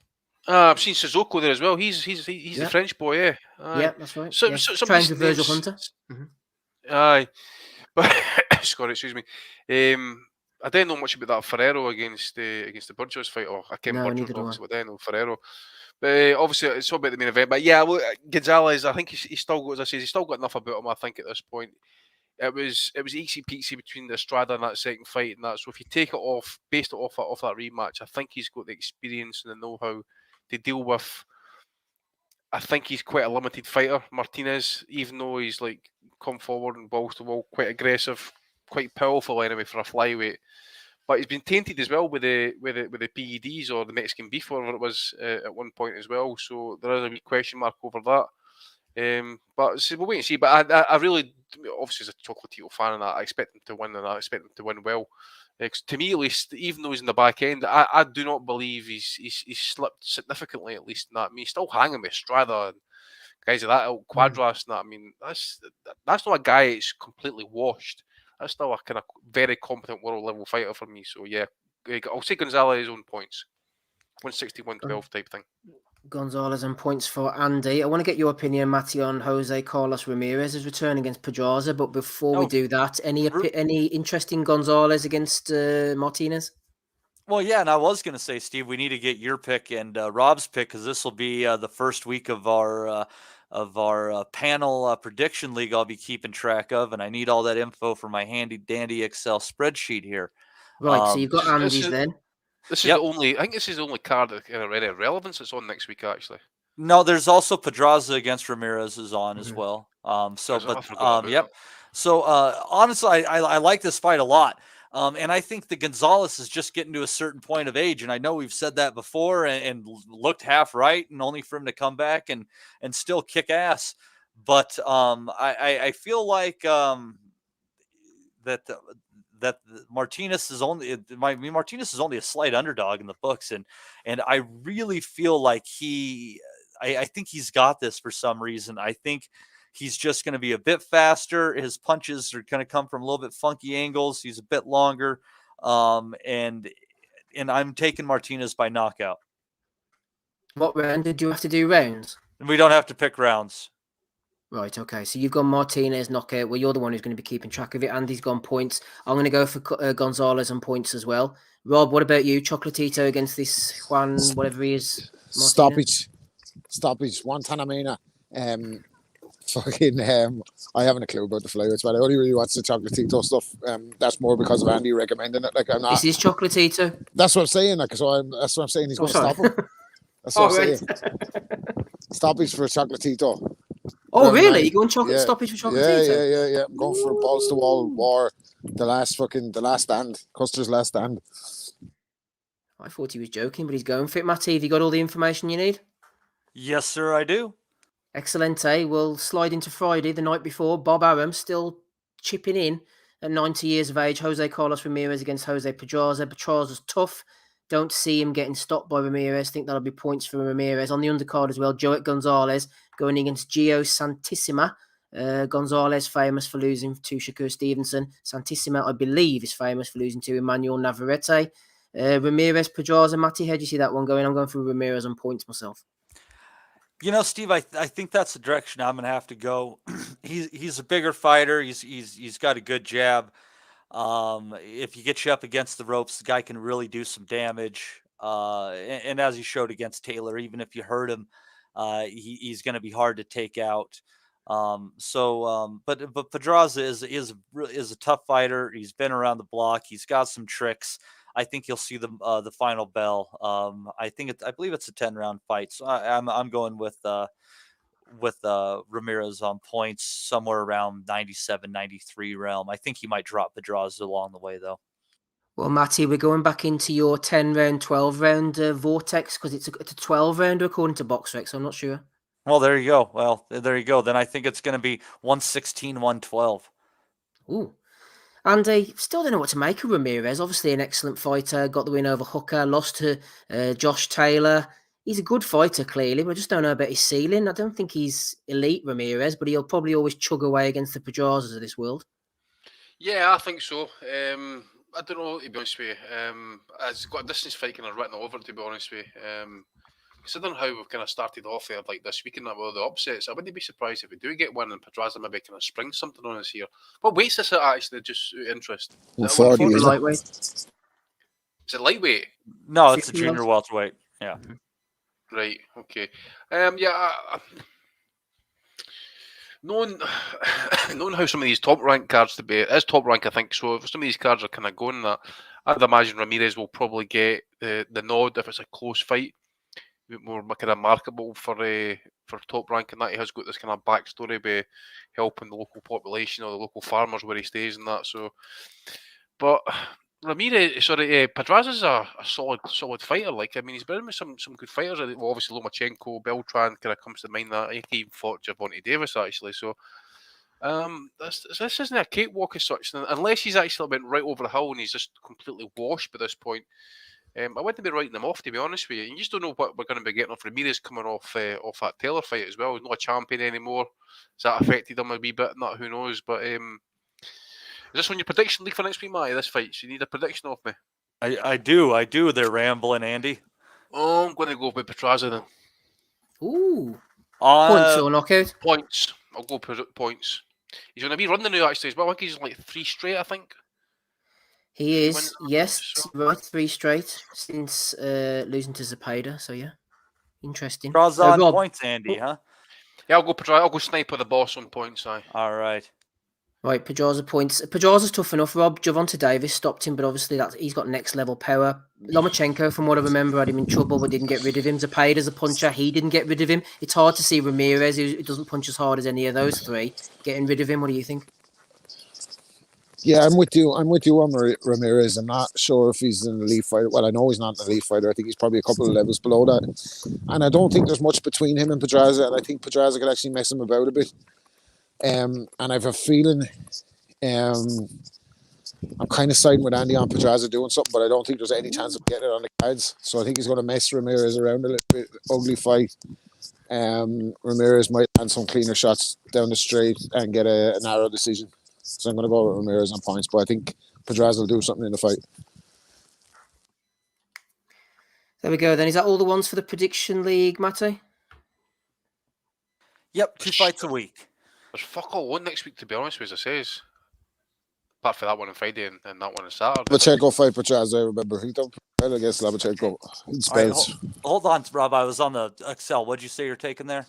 I'm saying Ramirez and points. Ramirez points? All right. Steve, what do you got, man? Ramirez on points for me as well. Right. The proof will be in the pudding here, Matty, whether my predictions are really as bad as they say and as bad as I say.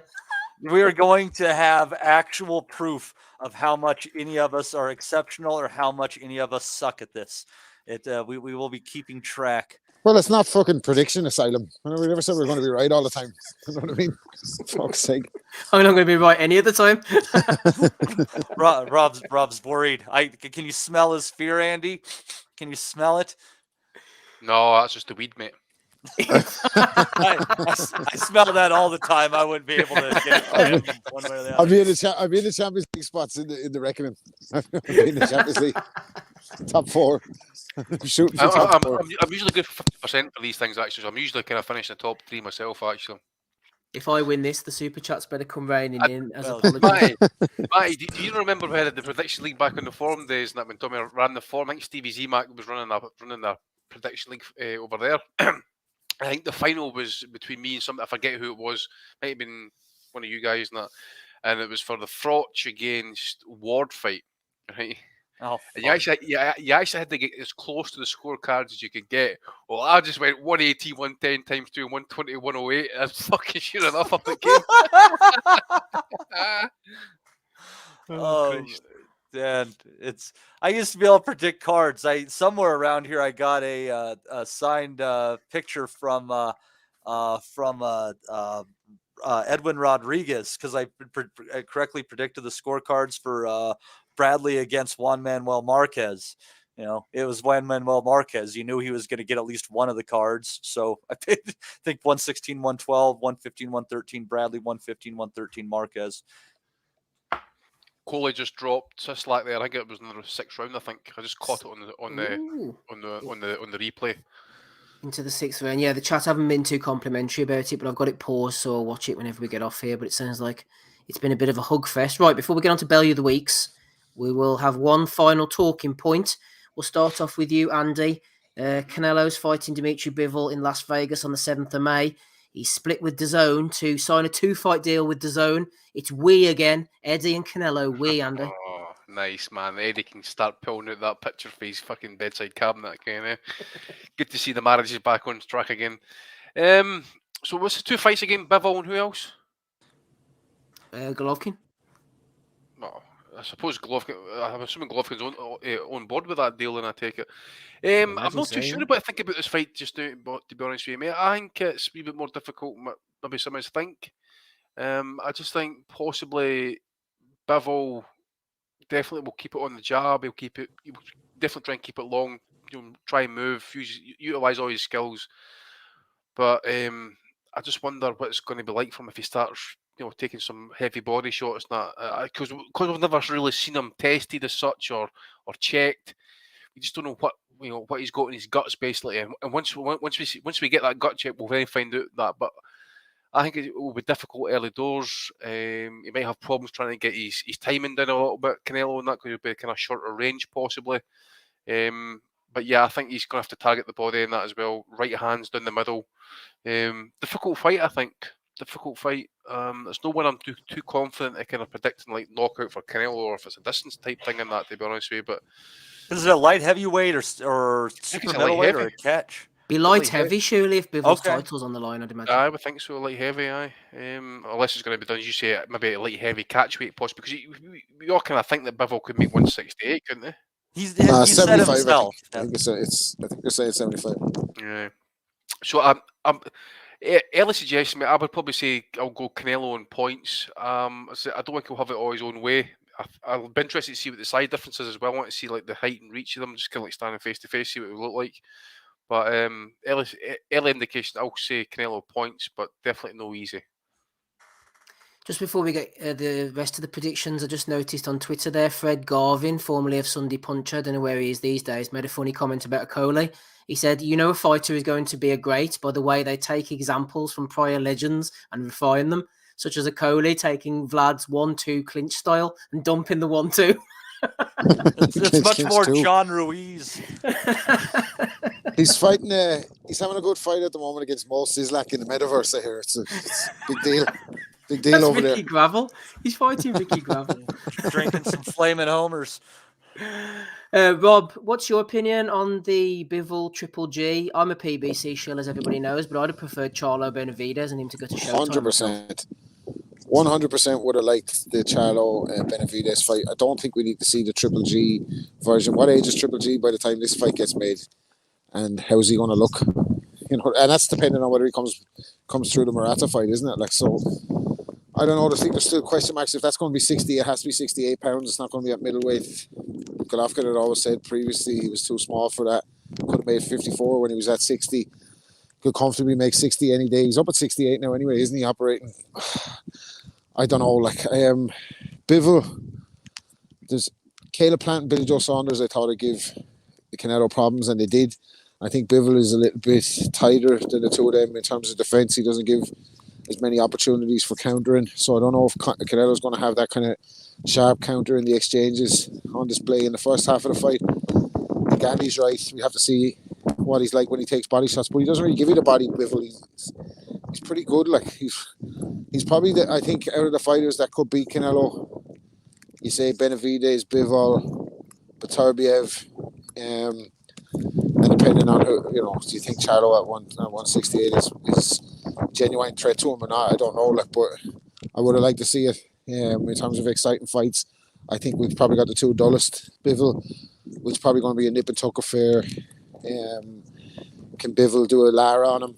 Bivol has to basically win every round to win the fight, doesn't he? So if it's tight on the cards, he's not getting it. So I don't know if he has enough pop to put a dent in Canelo. Canelo's shoulders buried over the years. So I think it's going to be a points win for Canelo. And then the third Golovkin fight, I think that's just going to be a shelling. I think Canelo will absolutely he could stop Golovkin on damage, facial damage down the stretch of that. I think we'll have to see it. It'll all have to play itself out. If you go on me last week, I thought Josh Taylor was going to smash Catterall up. So what the fuck do I know? But I think for the fans, they're two disappointing fights. I want to hear Mr. Absolute Disgrace now, Steve. Hang on one sec. Let me just get Matty first of all on Canelo Bivol. Matty, I thought that Bivol would always be a nuisance for Canelo. Not that he would beat him, but he would mess him around with his style and make it very awkward. So I guess we'll find out May 7th. My hunch on this one is Canelo on points, and I think it's going to be disputed. The question is on whether Bivol has a chance in this fight. For me, isn't a matter of if he can, make Canelo look bad, and I'm not even saying bad, just not Canelo level. It's a matter of if he can do enough positive to actually win rounds. I know he has the footwork to stay clear of Canelo more often than not. I know that he has a good enough jab to be able to maintain distance, but will he land any shots that really help him to pile up the points compared to those times when Canelo can trap him and does let loose and lands the harder shots? So right now, my guess is Canelo on points, but I think it's going to be his toughest fight since the first Golovkin match. Everyone in the chat, calls and prayers have been answered. Aussie has joined us on the call. Aussie, in the words of you, last night in Scotland, an absolute disgrace. Give us your thoughts, your verdict on Nick Campbell against McFarlane. Well, what a fight. People tune in for fights like that. First can we talk about the body shape of Jay McFarlane? It's what people aspire to be like. Big, fat, slobby, chippy tits bouncing all over. And yeah, he put on a spectacle for the opponents. Gave it his all, got banged out, but no, he went out on a high is the best way to describe it. But no, Steve, we're talking about the main event, aren't we? We're talking about Josh Taylor against Jack Catterall. Last week we discussed it, and I think it's fair that we all said that, you know, I think, not blowing my own trumpet, but I was probably one of the only people that I didn't completely rule Catterall out. I did pick Taylor, but I said that Jack will cause problems and he'll be a lot better than people are giving him credit for. And last night he proved it. And it wasn't just a case of, you know, he caused problems. He absolutely dominated the fight from the first bell until the last. He was on top. Yes, he dropped probably max 3-4 rounds, and that is being very generous to Josh Taylor. Very generous. He dominated the fight. He bullied the bully. Josh Taylor is usually a bully in the ring, and he got bullied. He landed the bigger shots. He hurt Josh Taylor. He did something nobody else has ever done before and dropped him, and Taylor was hurt in that. And when it went to the cards, I thought, I didn't see how he could get beat. I did not see how he could get beat.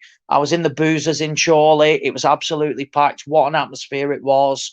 And people were saying, like, you know, he's done it, he's done it. And then the cards were read out, and I just thought, this is why boxing will never, ever be a mainstream sport, because when, you know, it's on the big, you know, like the big fights are on, it disgraces itself. And it was a fucking joke, an absolute disgrace. I just don't understand how Ian John Lewis and Victor Loughlin scored the fight to Josh Taylor, but I'm not going to let Howard Foster off the hook here either, because he only scored it 1 round to Jack Catterall. I just don't get it. It was a travesty, an absolute travesty. And you know what? People can talk about it and say, oh, yeah, you know, like Jack's come out of it. And I said that the one thing I wanted from this fight is that if he gets beat, I never wanted him to disgrace himself. He did not disgrace himself last night. He was unbelievable. He proved he was at world level and dominated a legit world level fighter. Dominated him from start to finish. And he has been robbed of not just being, you know, an undisputed world champion, but an overnight millionaire. If Jack Catterall gets that result last night, he has got every fighter from 135 to 147 saying, I'll fight him. I want to fight for these belts. And he can name his price and people will pay it. He probably has a bigger rematch with Josh Taylor. And I think he'd stop Josh Taylor next time round as well. And it's been completely taken away from him. And you've got fucking Josh Taylor and Ben Davison coming out after it saying, we were the better fighter. We won the fight. It was a fight of 2 halves. Fuck off, it was a fight of 2 halves. You got dominated in the first 6. You got dropped in the second half of the fucking fight. So tell me how it was a fight of 2 halves. Usually the word robbery gets, you know, overused in boxing. And it does. The amount of times, you know, a close fight is dubbed as a robbery, and it's not. A close fight does not mean it as a robbery.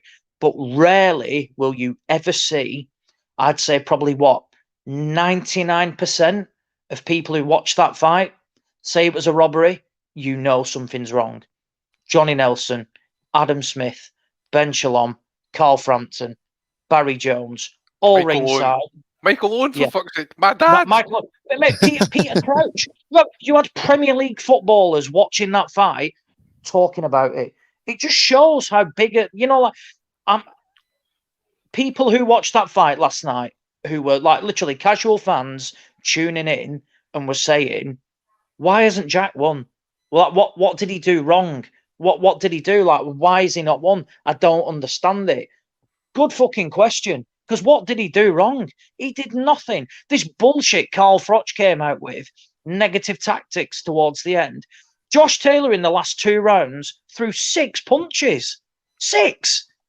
Don't talk to me about fucking negative tactics when you landed 6 punches. Fuck off. That is 3 a round at best.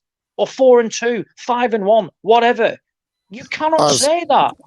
Just to kind of to back up what you're saying, I said to the boys earlier that my cousin was on to me and I was asked, you know, we were kind of talking through the fight, but this is the message he sent me at 20-12, so it's like 20-1 over in Belgium where he's watching it. I actually can't sleep. That was such a bad decision. It's almost unbelievable. it's hard to ever take that sport seriously after that embarrassing farce, like a part-time fan, like whatever. So, you know, we've no answers. I don't know what to say. Look, it's I was going to ask you guys that. See, when you watch fights, and I get that a couple of times. So maybe I'm bad for it and that, but sometimes when I see rotten decisions, for some reason it fucking hangs with me for hours, man. It fucking rages. You know, like say Catterall against Alexander, Froch against Groves, that there last night.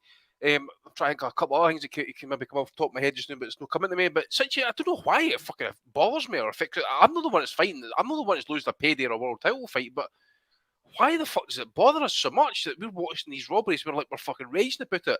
I says to Aussie and that on the guys in the WhatsApp, that says Taylor's banging bother here. And that was like after like 4 or 5 rounds. Yeah, banging exactly. bother. Exactly. And you know what? It said it all for me. Alex Arthur, you know, he tweeted, I'm a proud Scotsman. You know, I'm a big Josh Taylor fan. Yet the wrong man did not get his arm lifted tonight. And it's true. And like I said, it's beside the point. You know, like Josh Taylor's going to move up. You know, you'll have the WBO and whoever will order it. And he'll get a shot at a vacant title. Great. But he'll probably go and box. I think WBO, you've got a random Aussie in rank 2. Jack will go and bang him out. He'll probably get 150 grand for it. Great. It's not bad money, by the way. Like I'm not. But it's excellent. It's great money. You know, fuck me if you can earn 150 grand for a fight. Great. But what we should be talking about is that this guy should be the new undisputed world champion, and it is a travesty. And I was seething last night, absolutely seething. I was out on the lash, and it was fucking good until that, and it fucking ruins it. And it's not just a case of, you know, like I saw Jack's brother before. I've been out today, saw him, and he walked into the pub. He'd come back from Glasgow, and his face was just like shot. And it's like, that is not even, you know, like the lad who got beat, but you could see the disappointment. But this is not just, you know, like me from Chorley being biased. This is like people around the world all saying it. And you get like Ben Davison, he's a wanker anyway, but he just comes across as a bigger cunt going, oh yeah, he came out. I told Josh he needed a stoppage. But in reality, I knew we were ahead. Fuck off, you lying prick. And you know what? People big up Ben Davison. He's a fraud. He is a fucking fraudster. He has now had Tyson Fury, Billy Joe Saunders, Lee McGregor, and Josh Taylor. And under him, they have all turned in their worst performances in their career. Big time. He's an absolute fraud. Josh Taylor needs to walk away from Davison completely. He used to be a master in, you know, inside in the pocket, and he's not. He's lost all of that skill. We can't talk about the weight either, by the way, because after the weigh-in, Josh Taylor came out on his socials and in interviews. I've made the weight the best I've ever made it. Now, I never expect a fighter to come out and say I've had a disastrous camp and I've had a bad one. But when he's having to justify what he's saying, I'm sorry, right, I'll take your word for it then. So don't use it as an excuse whatsoever. Taylor came across as a bigger wanker and all. I like him as well. He's a great fighter, legit world level. But sometimes O'Hara Davis got more credit for winning, but he got a robbery. But he came out and said, I lost that fight against Miguel Vasquez. Miguel Vasquez won. What can you do? You can't slag Davis for it. You know what? Fair play, O'Hara. You got beat. He's not going to say, oh, yeah, overturn it if you want. The rematch never happened. Fine. The rematch won't happen now. And Jack may well become a world champion, and I think he will do. And it'll be fantastic for the town, for himself, for his family. But he will never, ever get that opportunity ever again. And it's fucking judges at ringside. And how many times on this podcast have we said how we talk about good fights and they're overshadowed by poor judging, poor cards? And yet again, we've had another. Yeah. For me, it's time to do away with ringside judging. No more. Get rid of it completely. You get 3 judges or 5 judges. You put them in a soundproof booth. You get them away. They do not need to be ringside. Put them in fucking London. Put them wherever. Put them in a soundproof booth away.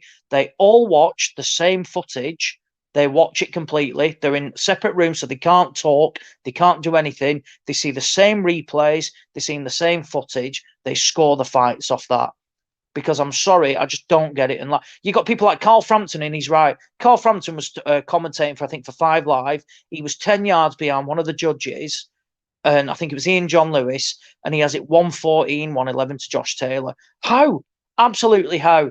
Now, it's great Yeah. to see that the British Boxing Board of Control have announced, like they're going to review the fight. But unless they overturn the result or order an immediate rematch or make it null and void, it's worthless. It's absolutely worthless, because at the end of the day, you have got a guy heading the board up, Robert Smith, who, when boxing fans come out and say, it's a bad result, basically, they're drunken pissheads, their opinion doesn't count. Yeah. Well, fuck off, Robert Smith. Go on, sorry, yeah, go on. One thing about your planet putting them in booths, one problem, it's the same fucking judges. Yeah. So the one big thing I do differently as well is we've got this apparent, is it A star or something like that? Yeah, A star can handle British titles and above. So let's start to extend that then. Let's start to expand it, because we see the fucking same referees all the time. Ian John Lewis, a travesty all the time. Like Victor Loughlin, he's turned in dodgy cards for Josh Taylor before. I think was it the Victor Postol fight or something like that? Turned in a rotten card. Absolutely rotten. Very wide, I think it was. Very wide, yeah. Very wide down. Yeah, and it's the fact that Josh beat Victor Postol that night, but it was the fact that it was so wide. I'm sorry, you just can't. It doesn't make it right. We see it all the time. And the UK is the new Germany. And it's not a case of now, if you're coming from abroad, you fear for it. If you're from the wrong town or the wrong city, you're fucked. You need to literally pin the guy. And this bullshit of you need to steal the belt off the champion. Why? Jack Catterall outboxed Josh Taylor last night. There was no shame in that. Like Josh may well have been struggling at the weight, but he wanted to have that fight. If he couldn't handle the pressure, that's his own fault. That is not my fault. That is not anybody else's fault. That is not Jack Catterall's fault or his team's. They devised a perfect game plan. Absolutely perfect. And they were robbed, absolutely robbed. And something has got to change, because you know what? It's right. People like Bradley Skeet walked away. Now, I know Bradley Skeet's a bit different circumstances, but why would you risk it? Like at the end of the day, let's get it right. Every time you go into that ring, one shot could end your career. And I don't just mean getting beat. You could have you could get a bad injury. You might have a problem on the brain scan next time. You may never fight again. So that is why it's important we get it right. And the UKs are horrendous for it. And broadcasters are just as bad. Fair play to Ben Shalom last night. He came out, and it's all right, people say, oh, he's not affiliated to Josh Taylor, but it's in Sky's interest to get Taylor back, with all due respect. But he came out and said he's embarrassed about it. Now, I fully expect them. They'll sign Jack to a deal. It'd be great for him, and they'll champion, they'll lobby for it, get a vacant world title shot. But it was great to see, like a promoter standing there going, regardless, and saying, this was embarrassing, and I'm embarrassed to be associated with it. And fair fucking play, because that's what it was. It was embarrassing. And you know what? I'd say for every 100 tweets I received last night, I'd have one saying, Taylor got the result. And they were American. And that's because they had Andre Ward on comms, who scored it to fucking Josh Taylor. And this is another thing that debunks the myth that, you know what, you have to have boxed to have an opinion on the sport. Fuck off. What did Ward score it at, mate? What did Ward score that fight at? 114, 112, I think it was, to Taylor. Something like that. But had Taylor up 2 rounds. How's he on that, man? Yeah, see Ian John Lewis's card. See, without the point deductions and the knockdowns. And yeah. if Taylor had won those rounds, you're essentially looking at Taylor winning that fight on his card 116, 112. Yeah, well, this is it. This is it. He right? gave Jack 4 rounds. How? In the close fights, right? Yeah, you always have, especially in these clear robberies, that we always come back to it. Show me the fucking 7 rounds that he won. Show me the 7 rounds for Canelo in the first Golovkin fight. Show me the 7 rounds for fucking Josh Taylor in this fight, because they're not there. And even if you're trying to score generously, they're not there. So other than that, what is it? It can't be that level of incompetence. So what is it then? Yeah. Ian John Lewis had, after 4 rounds, had Taylor 3-1 up. How? I just don't understand how he can get to that result. But back to Andre Ward, and it proves the point that all these fucking ex-pros and stuff like that, who, we're on this podcast and we give our opinion. You've never put the gloves on. You've never boxed professionally. Therefore, your opinion means nothing. You don't get a valid say. Andre Ward was one of the best, super middleweights we've probably ever Pound seen. for pound. Exactly. Yeah, he scored that fight last night like that. Exactly. So why the fuck is its opinion better than ours? Fuck I off. think he's No suiting his own way. It's narrative there, absolute wasn't he? bollocks. Yeah, was I was going to suiting- say there he must be was something like- more to it then. 'Cause if the three judges are Vested so interest, mate. corrupt, then Ward did the same. He couldn't But- the same as they did. But I Yeah. think Ward's thing was more based on the fact that he said that he won the second half of the first Kovalev fight, wasn't it? So he come out, he got dropped, and it was more in line with his story. Like he's backing up his own. Because look, I love Andre Ward, but I thought he probably lost the first fight. I remember scored at a draw the first fight. It was probably being generous to Ward down the stretch. I think he's lost a big round the 11th. But he got his chance to put it right. It's not Catterall won't get that chance, like, and that's what makes it stink even more. Exactly. It's an absolute travesty. An absolute travesty. And it angers you about the sport. I see it as like literally in football, like the away team, in the away leg and like the FA Cup, they have 4 goals disallowed because the official thinks it's different or something like that. It's an absolute farce. It's the worst robbery. The one I compare it to is John Ryder against Callum Smith, basically. I have not seen a worse result since then. And I would say Jack's is 10 times worse than that, because some people had Smith winning. More people had Smith winning than they did have Taylor winning. And I just don't get it. I don't get it. And this is why the sport has got to change. And you know what? They should be made to explain it. You're right. Come out and you show me the fights you scored for Josh Taylor and why. This thing of Catterall was holding a bit more. Well, it's not fucking banned. It's not illegal holding. You're allowed to do it. You were allowed to do it. And at the end of the day, he used it to his advantage because he held and he bullied and he wore Taylor down doing it. He used it to his advantage. He wasn't a spoiler. Fuck me. We see Lawrence Okoli, who did it early on his career, and he took holding to a new fucking level. He's doing it right now. Yeah, well, I've not got it on. I've now. literally Honestly, God, man, it's Yeah. shit. This. Exactly. So it's like, fuck me. If your face fit, it works for you. But holding is not illegal, by the way, and it's up to a referee. I didn't watch the fight last night and thought, fuck me, Jack's spoiling here. He's making it difficult. Actually, Josh Taylor was the one who was trying to spoil as well. Constant rabbit punching, shots behind the back, hitting after the bell, because he wasn't getting his own way. He was not getting his own way. And it's one rule for one rule for the other. I'm not with that either, by the way. If the other guy has a negative style, it's up to the elite fighter. The onus is on the elite fighter to find a way around that. Like, But also, Rob, so people only pick on that because they want to make an excuse. Like you hear people going, "Oh, you have to wrestle the belt away from the champion." They'll use anything to back up what they're trying to massively. defend. Yeah. And it's like literally the only thing more Jack Catterall could have done last night was knock Josh Taylor out. That's the only thing he could have done. For me, he outboxed him completely. It was unbelievable. And the jab, which I said last week, Danny Young messaged me, and said like, you know what, Oz, you got it right. I got it completely wrong. Catterall's power showed last night. It was better than his record suggests. He hits hard, and Taylor knew he couldn't get the shots. And his jab. And I said last week, if Jack can get his jab going, it will help dictate the fight. And Josh Taylor had no answer to his jab. I'm not saying it, but and stats don't always tell the full story. And I've seen tweets saying, "Oh yeah," I think it was Brian King who said people will use it, stats when they want it to suit their argument. But last night, look at the way Josh Taylor ended up. He had a fucking busted eye from, it wasn't a head clash. It was a legit punch that caused the bad cut, and Jack continued to target it. But not only that, how the fuck do you lose a fight when you landed 50% more punches than your opponent? I think Jack landed 160 compared to something like Taylor's. He only landed 70. 3 punches around in the last couple of rounds. Yeah. They're saying that, like, so that's how? That's damning. But I just don't get it. A lot of people shit on the McGuigans, whatever, as people or characters or whatever. Like, I don't know. I don't have any dealings with them, so I can't give an opinion. But I think Shane McGuigan is a good coach, and I think Taylor used to show a lot more movement on the way in.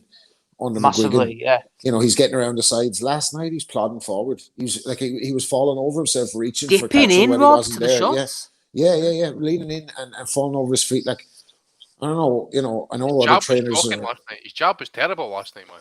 Well, this is it was non-existent. Exactly. It was, see when he got Jack up against the ropes and that, where was the verve to kind of rip the body and get the combinations off? There was none of that. Nothing.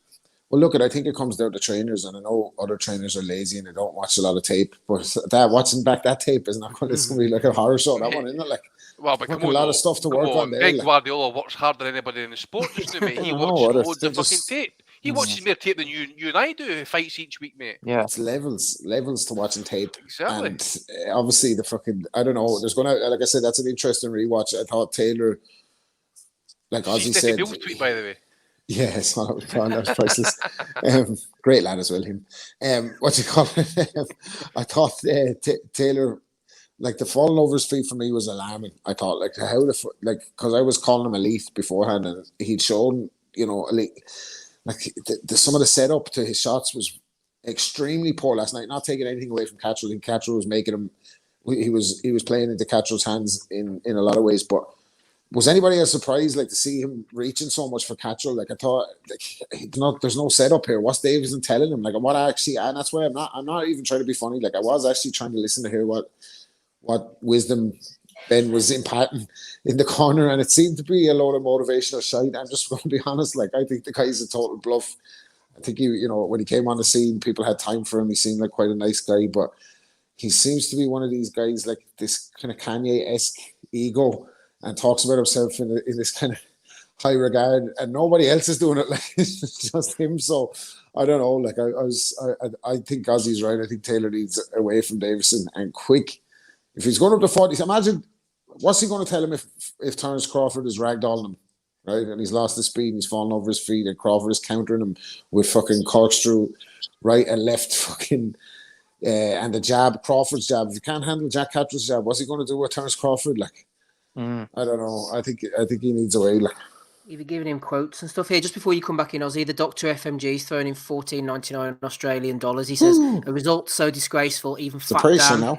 will be using pirate streams from now on. Just before we go on to Belly of the Week, Aussie, I'll lead you into your final point and saying as well, it occurred to me, ESPN, you have to remember, likes of Andre Ward and whatnot, it's a political, aren't they, ESPN? They're invested in Taylor, they're invested in Top Rank. You know, they're looking at things from a skewed perspective, similar to the way Sky and Eddie used to be in bed together. Just thought I'd throw that in. Go ahead. Massively. And I said I found it bizarre that actually, well, I say bizarre, but I think ESPN sent a 30-man team over, well, the ESPN and Top Rank. So they came over, and I think they expected, a spectacular performance. No, I'm not saying, like they were involved, in like bribing judges. They were not whatsoever. But fuck me, they've got to be looking at it and thinking, I'd be all over trying to get Jack Catterall now, because at the end of the day, he's just outboxed our guy. It's just, I sound like a broken record because, it's so frustrating and, And records are for DJs. Yeah. We're going to say broken records. I was going to say, not in this fucking instance, because, you know what, he should be, Jack Catterall now should be fucking flying high. He should be undefeated. He should be fucking walking around with 4 belts, loving life, because he's just done something that pretty much barely anybody gave him, the chance to do. And he proved everybody wrong. And he was robbed by, you know what? But it's not like, like Victor Loughlin, he's turned in the odd bad card. Oversee that. But Ian John Lewis has repeatedly done this. Constantly, and nothing ever happens. And I think until the British Boxing Board of Control are governed, nothing will ever change. It's like jobs for the boys. Like they binned off, I think, was it Mickey Vann? Because he was too old. He went to Ireland, was still one of the and he was still one of the best referees about. Yet you see fat idiots like Terry O'Connor who can't even get about the ring, absolute slob. You've got idiots like fucking Ian John Lewis ringside who turning constantly bad cards week in, Who would week you out. replace him with, though? Don Trella Senior. Well, I've seen this before. Don Trella Junior. I've seen this before, mate. Especially at the start of the show, right? Remember I says like there's been 3 bad decisions I can recall in Scotland in the last 10 years, and that was at 2 of them. There's actually 3 of them actually. Lee McGregor against Cash Farouk. Yeah. And that night as well, I noticed like guys like Kenny Pringle, who isn't an A-star. I think he's an A referee. No, he's not an A-star referee. They didn't get the opportunity. Now, what do? Do you put referees who are not fully experienced in these title fights and they get it wrong, and then that creates a whole other situation? or do you just keep recycling these same guys who are sometimes just completely getting it wrong? There was a point, we keep saying it, there was a point in the podcast last year we were constantly having a fucking moan about judges and referees. Yeah, it was week in, week out. It's so bad. And it was like they were good fights as well. And we'd come out and say, literally, we should be talking about a good fight. Yet again, it's marred by shit cards. And it's like, what is going to be done? You know, like, what is going to be done? And then, like I said, you've got that idiot, Robert Smith, who comes out going, well, one of our judges uses the water tactic and a glass half full and a glass half empty. I'm thinking, fuck me, what is this? You know, like we're talking about fucking some idiot balancing water in glasses, and that's how he scores a world title fight. Imagine that. Sorry, Jack, you lost because I had more water in Taylor's glass than yours. It's like, what? It's a joke. I mean, he's a moron. That guy's an idiot. And unless he comes out, you know what? He and John Lewis should be pulled up and they should be made to explain how they scored that fight. Now, I think, Andy, what fight was it when the WBA, was it the, oh, God, it was a WBA fight. And I think you ended up speaking to Gilberto Mendoza saying it was a robbery. And they actually ordered the rematch, I think it was. Can Peterson, I think it was. It was Can Peterson. Yeah. And it was another one you spoke to him about as well, was it not? Fuck, there was another one. It was more recent that I'd say in the last couple of years. And it was. There was one since I was on the pod, definitely. It was the one that he got the rematch order that was, the Japanese guy. Was it not Murata? Was it not? Murata. No, it was Murata against Rob. Was it Rob Brandt? No, Rob Brandt, yeah. That was it, yeah. So you're responsible for us having to suffer that rematch then? Well, mate, it was a discussion of robbery. Brandt won the fucking fight. I kicked up fucking Twitter about it, and people were fucking. And I remember you messaged him, and he replied saying like, "Yeah, there's something wrong with these cards. We do need to look at it." And what happened just after it? They ordered an immediate rematch, and they struck the judges off completely. This is what should happen now. There should not be a worry about, we've not got the depth because, like, we'll promote these referees then. It should be like, what they do in the Premier League. You've got in the football, you've got the top level referees and you've got feeder leagues coming through. So, revamp it. If it needs revamping, do it. Because if it's for the better of the sport and you get better results, let's do it. At the end of the day, week in, week out, we see shit cards turned in and nothing happens.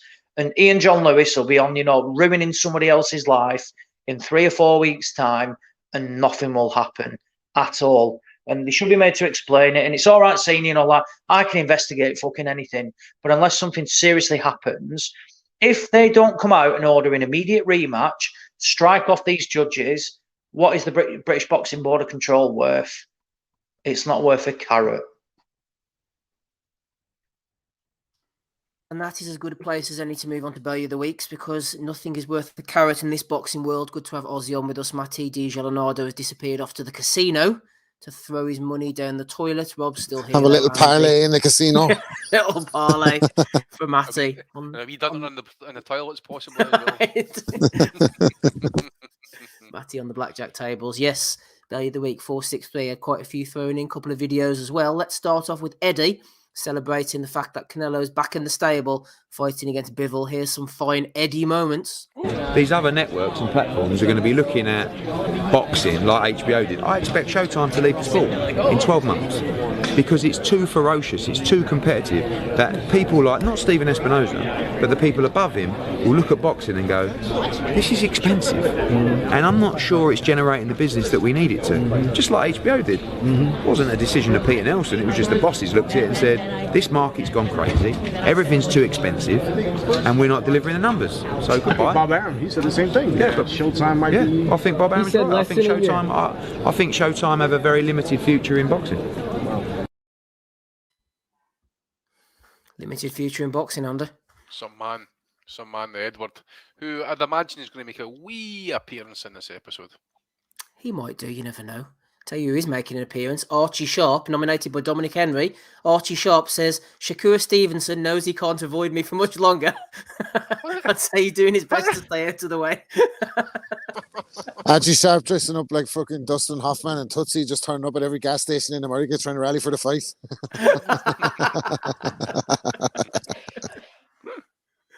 After he's finished with Valdez, get on to Archie Sharp. Who knows? SK from Ket has nominated Packy Collins. Here's an interesting matchup at 154, says Mr. Collins. Special K Buck versus Spike O'Sullivan. I'd rather see Spike versus Buck than Eubank Jr. versus Buck. Let Billy Joe Saunders finish Eubank. I don't know who's getting the nomination there, Rob. What do you think, Spike against Buck? Interesting, the Packy. How did he come up with that suggestion, I wonder? Just came to him, Rob. Just came to him. Just came to it out of nowhere, yeah. Oh, I'd watch it. Good lad, Spike. Good lad. Pascal Collins is a good fellow as well. Good guys. Frank Warren, collision imminent. Fury versus White, 23rd of April, Wembley Stadium. We'll talk about this over the coming weeks. Michael Thompson, Guitar Mikey, hanging around in the chat there, says, Value of the week for Wilder's photoshopped hand holding the belt, and for betting sponsors on the poster just after Fury announced he's morally against that now. Yeah, but the one, can I just jump in on this? The one thing, it's an absolute myth. That is not Wilder's hand at all. It's just a lie. It's not Deontay Wilder's hand. Like, you know what? Fair play. Like, we'll slag whoever off, but it's not his hand. It's just complete fabrication. However, on the betting sponsors, yes, fine, but it's not his hand. It's wrong. And they uploaded a picture, you know, like the wider poster, and it's Fury. It's just one person who just created a bandwagon to jump on because literally, fuck this nomination. Then fuck it. Yeah, not.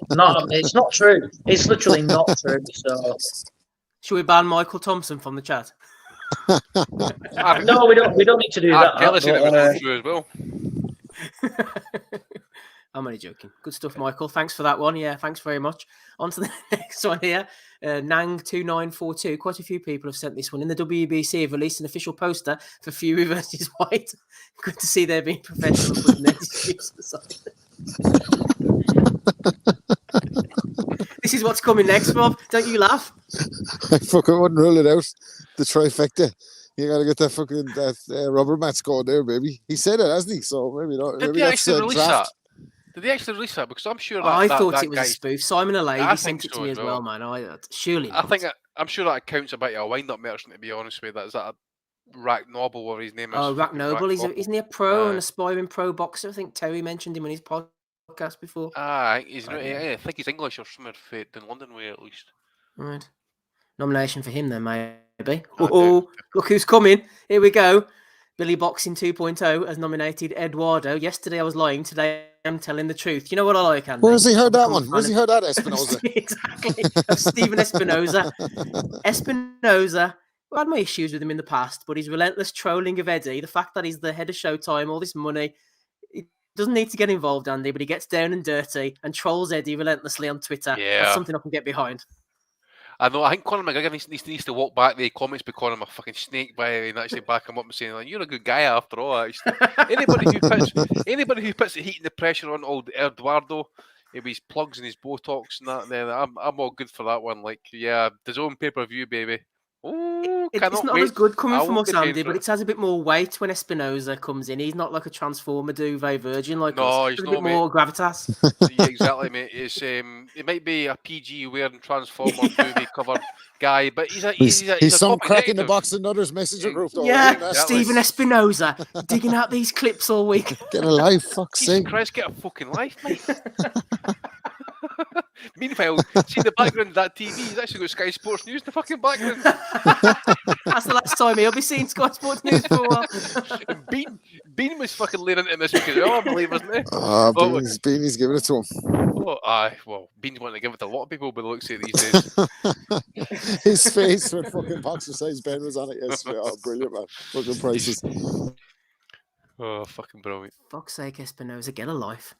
Next one, Clarissa the Groat Shields jumping in. Lol, Carl Frampton. That wasn't you commentating on my fight. It was Carl Froch. Carl Froch, I know we've had words in the past, but you did a great job. Appreciate the kind words and criticism. Can't wait to come back to the UK. It was Enzo Macronelli actually commentating on her fight. How the fuck did they... Oh, no, I'm not going to say it. Leave that one to one side. Nomination for the Groats. Yes! Too big, too strong. Do I have to pay extra for premium content? It says on DAZN's website. Nope, your monthly subscription fee is all you pay. Andrew Culp says, remember when you lied and said this? Because I sure do, and so does Google Cash.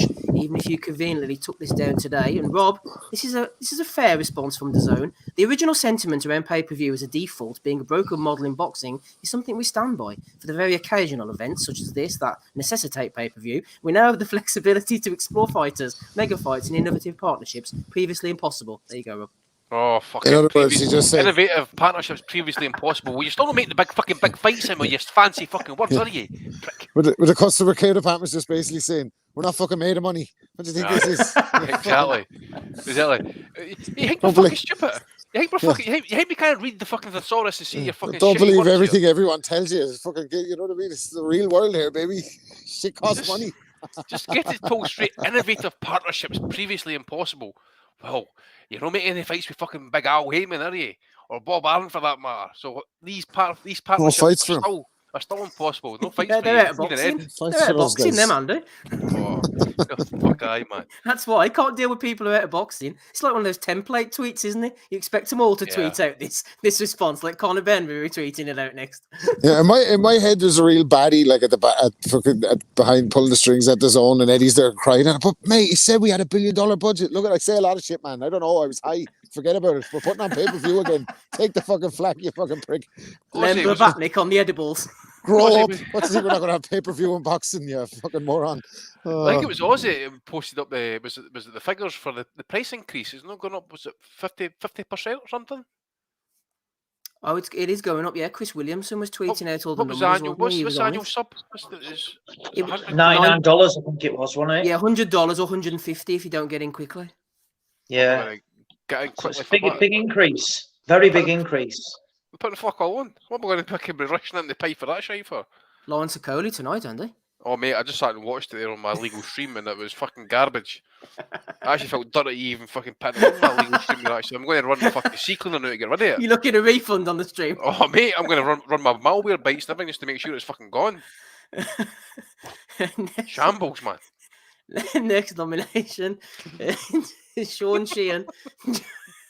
State that. I thought that was Fat Dan when I first seen that. That's what Rob says here. Rob 113 says makes Fat Dan look like a flyweight. Look, he's obviously struggling. Good. I hope he's around for a long time. Laughing last week when he fell off a chair. What you fucking was happening? I know, but this guy's not that, like this guy's actually. I think he's a nice guy. You know, it's not as funny. It's not full of shit like that. I feel like it's hard to hate him. You know what I mean? I hope he sticks around. Imagine, just talking about the way you don't full of shit, but imagine what his shit would be like in the morning. Fucking hedgehog, man. The fleece. Get the fleece on him. No, shout out to Sean. He's a good guy by all accounts, but he's been nominated. You know, anyone can get it. Can man, baby. Including the Groat. She's back again, been nominated by friend of the pod, Joe Kennedy. She's put her top 5 best fighters of all time in exact order. First, Sugar Ray Robinson. Second, Joe Lewis. Third, Muhammad Ali. Fourth, Floyd Mayweather. Fifth, Roberto Duran. What do you think about that, then, boys? It's not really like a terrible list, is it? What are we going to do? No. Disappointingly decent from the Groat there. It is. For the baldy goat, it's disappointing. Bert Sugar said Joe Lewis was the greatest heavyweight of all time, so she's got him in there above Ali. What do you want from the Groat? I would have Ali, Lewis are interchangeable for top heavyweights of all time. Duran would personally be in my top 5 of all time. Floyd, not so much. That's probably the only gripe I can have is Floyd being too high there. That's all I could say. But look, the Groat, Andy, is going to swap out Duran for Hector Camacho, she says. He was OMG, mind-blowing. Right, okay. Buddy, mind-blowing is right. You ever seen this fucking documentary? I know. Camacho was legit. I didn't mean that. Really good that was unintentional value there, man. Yeah, unintentional accidental value there. Sorry, guys. Rest in peace, Magical Camacho. Fuck's sake. Anyone can get it. Some fighter was Camacho in his day, like especially. He was a really good fighter to watch. So go and check out Hector Camacho if you haven't seen it already. Yeah, I actually expected him to be, like you said, in the mid '80s he was fighting. They expected him to be the next Ray Leonard, basically. Be the next Hamed copied a lot of his style. Like people credit Hamed with having such an original style and unique. He always stole for people. He stole that hang off you bank for jumping on the top rope. He bit the fucking curl in the middle of his forehead. I'm gonna say, the little curl nearly. Yeah, that's right. Yeah, like he was modelling himself on Camacho at big style, and of course, the fucking the English commentators conveniently forgot that Macho Camacho ever existed. Anytime fucking Nazi Mohammed was mentioned, like he's such an unusual style. Look at the little curl in his forehead. This has definitely never been done before. I will have to do a punches from the past on Camacho. He was a fine fighter indeed. Brian King, former podcaster, now retired, has nominated Terry Dooley. Dooley says, really enjoy watching Triple G fights, but the hype around him was insane. Greatest middleweight in decades. Bernard Hopkins would have reduced him to tears. He was sea level. I think he's got the rod out there, Andy. Try looking for a little bite, I'll tell. I tell was quite forthright in his opinions and that. I understand what you're saying. Hopkins was a different. Listen, Hopkins as a middleweight was a fantastic fighter, by the way. Don't get it wrong. What happened in the later years was him kind of like probably saving himself or adjusting to moving up in weight. And I can understand what you're saying about Triple G and that, because I just he never got the breakout fight early enough in his career. He kind of waited till it was at the at the back end, and it was probably on the slide. And look, they two Golovkin fight, they two Canelo fights were fantastic. Actually, I watched them back a few months ago, and that they were really. I forgot as to how good they fights actually were, and that. So Triple G is a great fighter. Does he belong with Hopkins as such, and that, or does he beat Hopkins? It's hard to say. Hopkins, as I said, as a middleweight was exceptional. The Hopkins that beat Robert Allen versus the Golovkin that kind of beat Lemieux. I think that was when they were both maybe with their apex at 160.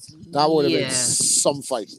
I think Hopkins probably would have beat him, but there was hype with Golovkin. But like saying he was the best middleweight in decades, well, like it was his era. Like you know what I mean? Yeah. So he ruled his era, and that was it. There was nobody doing what he was doing. He was not. Okay, you can moan about the level of the opponent and that, but he was fucking icing dudes, man. He was like something like 18 knockouts in a row or something like fucking that. Hopkins was fighting Jersey Joe Walcott every week either. Like he had his fucking run of Morat opponents. Takar. There was a few duds in there, wasn't there? Segundo Mercado, who dropped him twice and got back to a draw. Rob's right. The Robert Allen, Keith Holmes era of Hopkins was the best era, but here's the best Hopkins at that middleweight. Say Trinidad, Holmes, Allen against the best Golovkin. Be a hell of a fight, I'd pick B-Hop probably, but I don't think anyone would be reduced to tears. To be honest, that's hyperbole. I think it's a tight fight, to be honest with you. I mean, yeah, Hopkins doesn't put a dent in them, to be honest. Golovkin's chin's granite, mate. Fucking hell. It's like the resistance to the Ukrainians just now, actually. Mm-hmm. And Hopkins, he would tie it up. But as I say, as a middleweight, if you go back and watch early day, Hopkins as a middleweight, and that he was very, very aggressive, very, very active with his punches and that. And the people do say as well, because remember, he started boxing late after the prison sentence and that. And then obviously he fought for his first world title. I think he was like 15 at the time. But it was like, that was against Roy Jones, wasn't it? Roy Jones, aye. Yeah. 14 and on. That was very, very green at the time. But it just shows you how he developed. But yeah, that is a close fight for me. Like I wouldn't say that Hopkins absolutely dominates him or leaves him in tears or anything like that. But talking about like what happened last night, I could see that fight actually being contentious on some scorecards and Hopkins crying like fuck, actually, to be honest with you. Idez says Hopkins against Joppy stayed in the pocket all fight and didn't get hit clean. That was a great fight, actually. Just beforehand, they had a bit of a rumble, and Hopkins was adamant he was going to stop William Joppy. Joppy was a good fighter, actually. He beat Howard Eastman and a few others. And I think it was at the end of the 11th round, Joppy basically touched Hopkins' gloves and said something. And afterwards, they asked Hopkins what he said, and Joppy had said, from the hood. In other words, I lasted the distance. And Hopkins was like, fair enough, man. He's from the hood, like he's tough. Yeah, which is fair enough. That, but obviously Hopkins like beaten even in his mid-40s, like Pascal, get robbed in the first fight. Robbed. It was just that's if I can say this weekend and that, and then going back and what he did in the rematch and that absolutely broke him apart. The Pavlik fight, fantastic performance. You come off like fighting Calzaghe in a kind of snooze fest of a fight and that to fighting like Pavlik in a fight, and the manner in which he did it as well, it was fantastic. He's like.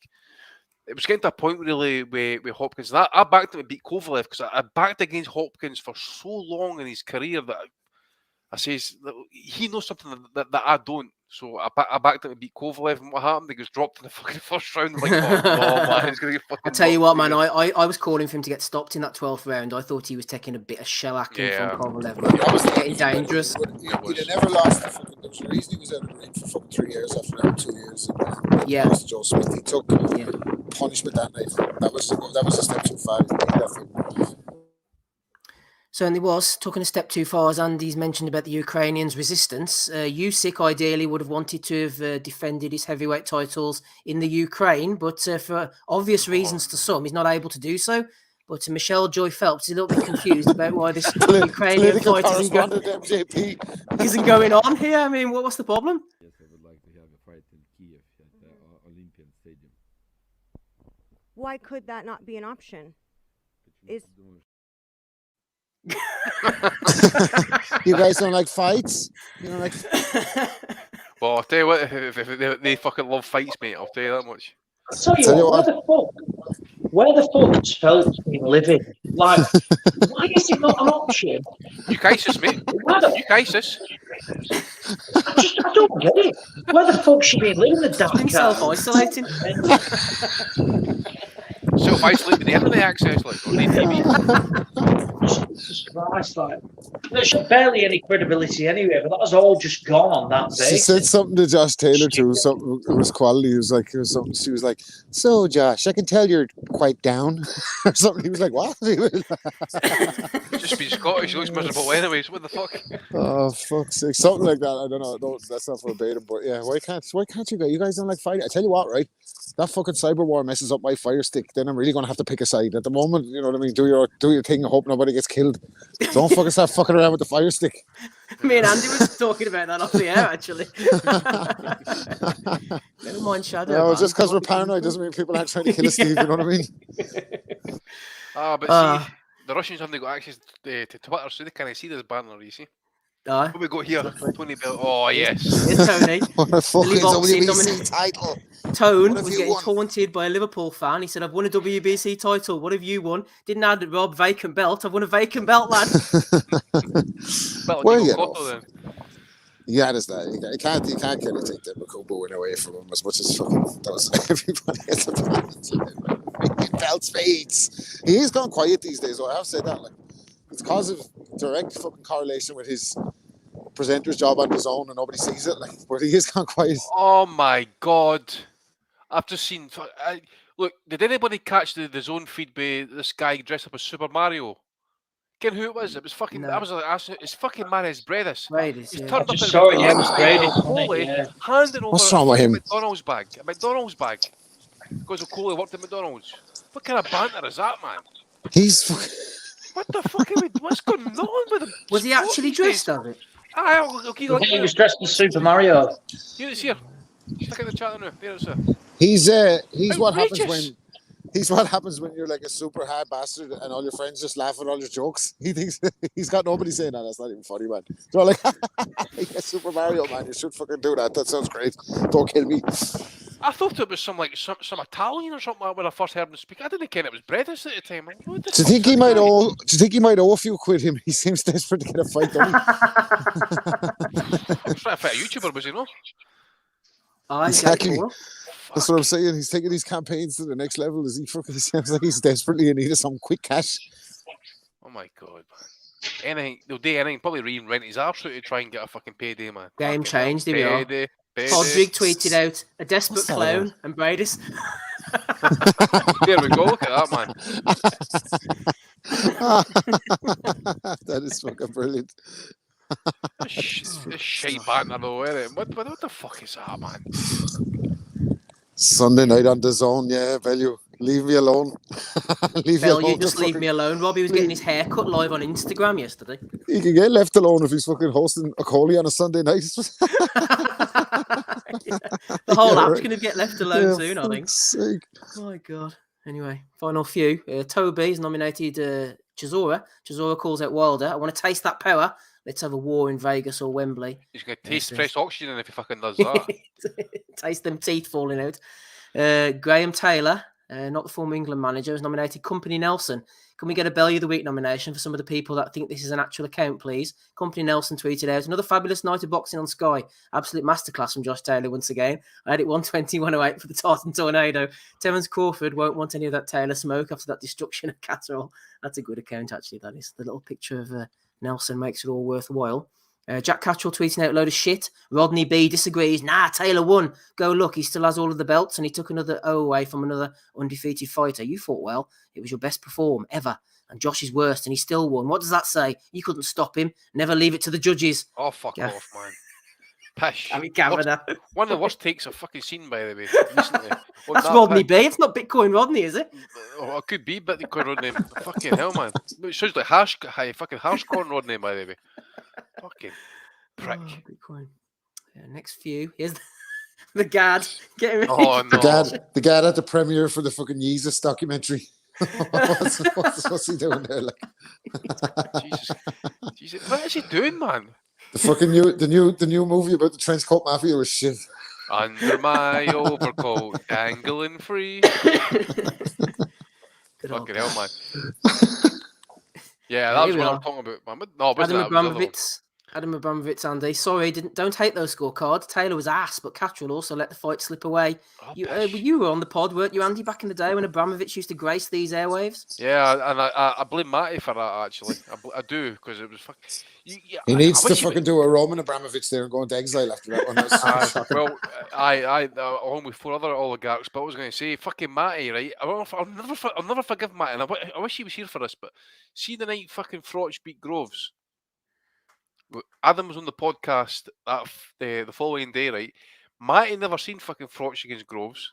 So instead of that, he started the podcast off over Carb was growing in America and had Adam take on the comments of it. Meanwhile, me and Kurt sitting in the fucking background typing to each other, fucking raging. It's like, how's he not talking about fucking Froch for starting the show? What a cunt this is, man. So, never forgave him for that, actually. Started off, so he actually kind of quelled her rage a wee bit by talking. But didn't just quell it. He spoke for about 30 fucking minutes before he brought us in about the Froch fight. Fucker fucking in the YouTube chat raging. Go to the fucking Froch fight. Surely not Maddie. He wouldn't do that. Even the dog is fucking agreeing. Yeah. Which will Gallagher there, is it? No. Final few. We've had a few sent in for Eddie. Starting off with this one. And I won't embarrass them. They said to me, Eddie, how does it feel to be the best in the world at what you do? And I thought to myself, wow, I am the best in the world at what I do. And I know we can all have a laugh, but let's be honest, like, no one can touch me, right? So I am the best promoter in the world, bar none. Why does, in your opinion, the best promoter in the world keep losing these purse bids, mate? Because when you make a bid for a fight, you make a bid in relation to the commercial value of the fight. Da, da, da.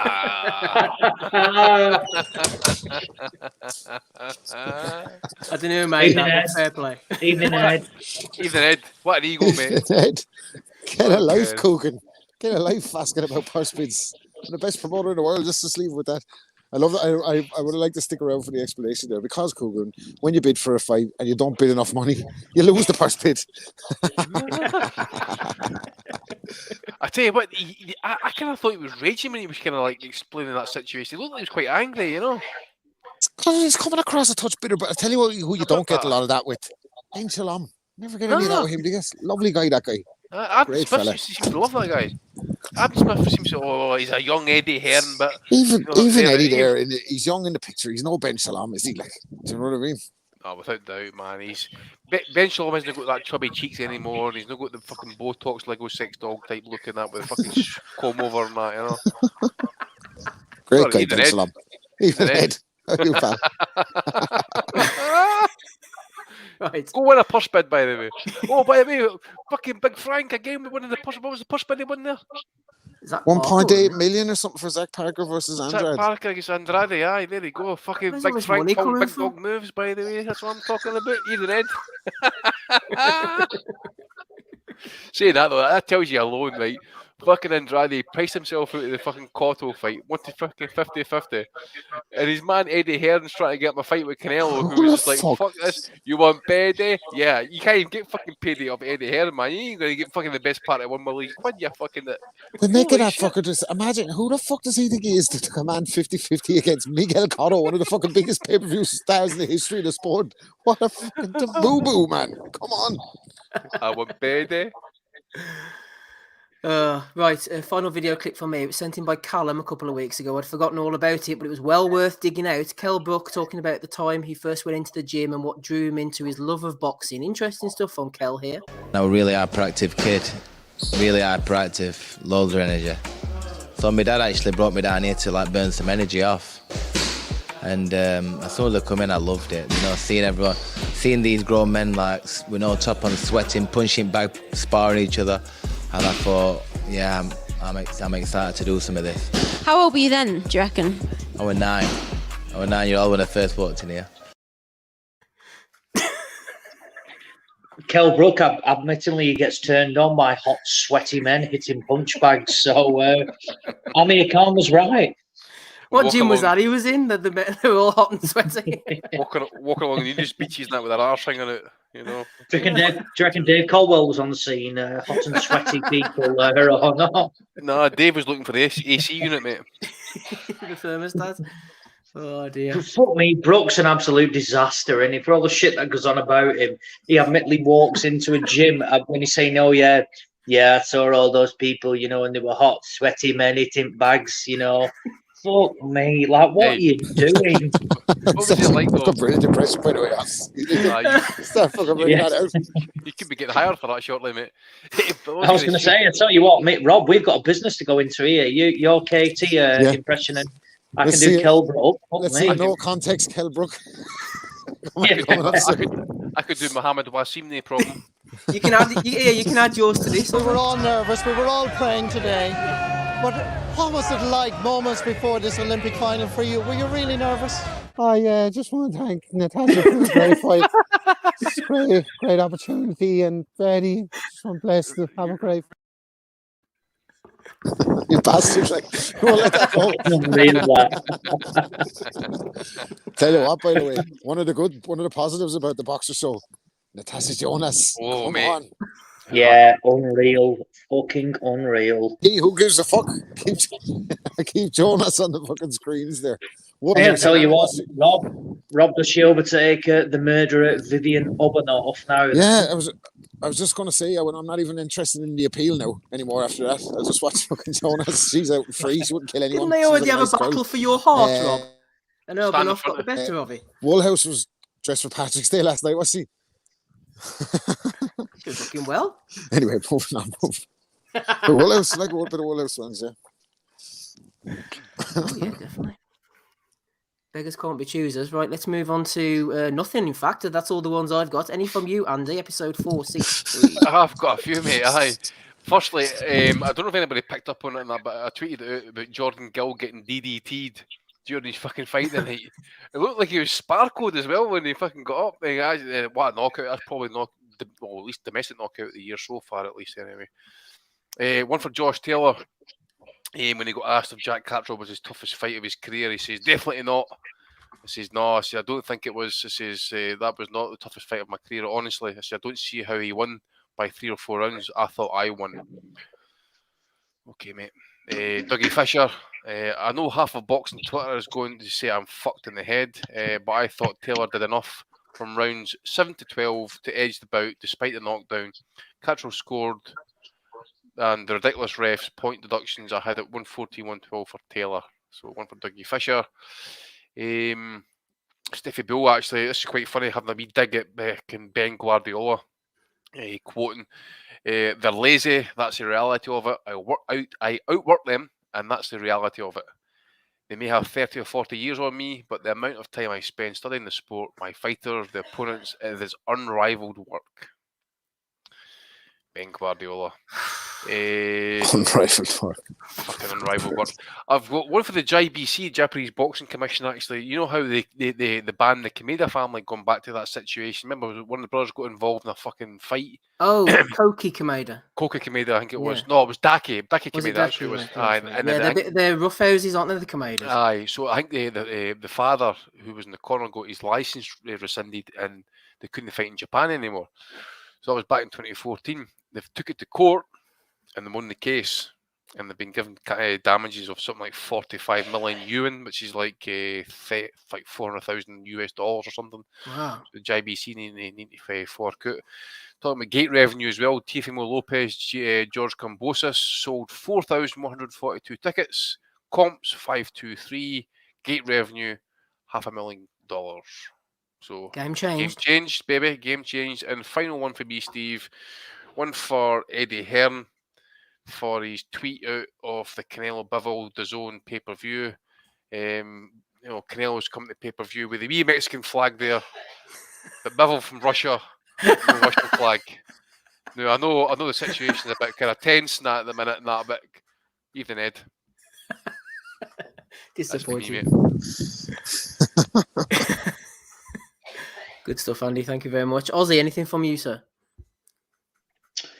Ian John Lewis for that moronic card he put in last night.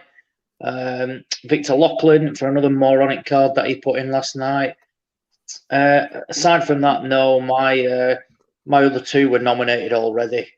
Michelle Joy Phelps being the utmost biggest bint going off me. Rob, anything from you? Oh yeah, I just have. I don't know if it was chopped in and out there, but I don't know if you caught the Ben Davison one. So in the press conference afterwards, he said straight away, over to you, Ben, and he went, yeah, well, tight fight, but even the great Floyd Mayweather had a fight where people thought the opponent won. It's like, fuck's that got to do with anything? This is the greatest robberies in the history of fucking sport. You're talking a totally different fight as well, by the way. What a fucking... and then went on to talk about himself and, pass over the mic to Taylor. But Bean's face, when he said that, you could just see in the corner, him and Ben Shalom. Ben Shalom just does the stare where he's like, trying to stop himself from either bursting out laughing or saying something, and Bean is just kind of looks away, so nobody's making eye contact with him when Davison's on a run. So, yeah, that was pretty bad. Like the Michelle Joy Phelps one was fucking pretty tough to beat. Like, oh fucking hell! I thought Carl Froch deserves an honourable mention for his descriptions of how Amir Khan lost the fight. Earlier in the week as well, like he was fucking extremely hard on Khan to the point that I think Khan's missus answered him or something on Instagram, didn't he? And said that he kept on talking how much of a beating that Amir Khan took and how he would give him credit because he took such a beating and he really got beat up for the whole fight. He was outclassed, beat up. It was just fucking, and he's just sitting there with a fucking straight face on himself. And then I think it's like Umar, one of them, and he's like, so do you think that Khan should enact a rematch clause? I suppose a late one for Chris Colbert, mate, considering all the shit during the week he shot the bed there, mate. And this was shot the bed, ran. I was surprised at that, actually. I was surprised. And then when I saw the fight, the guy looked a lot bigger than him, didn't he? Just couldn't get off against him. Like, it was a big size. He's too small. He can't punch. He can't punch, yeah. No. Got to run out of the ring. And you can't trust fellas with dyed hair and tassels on their shorts. Keep telling you can't trust them to go ahead and fucking be top five. He dropped the pink chicken shorts as well, which was a bit disappointing, I thought. That's where you're looking from, I suppose.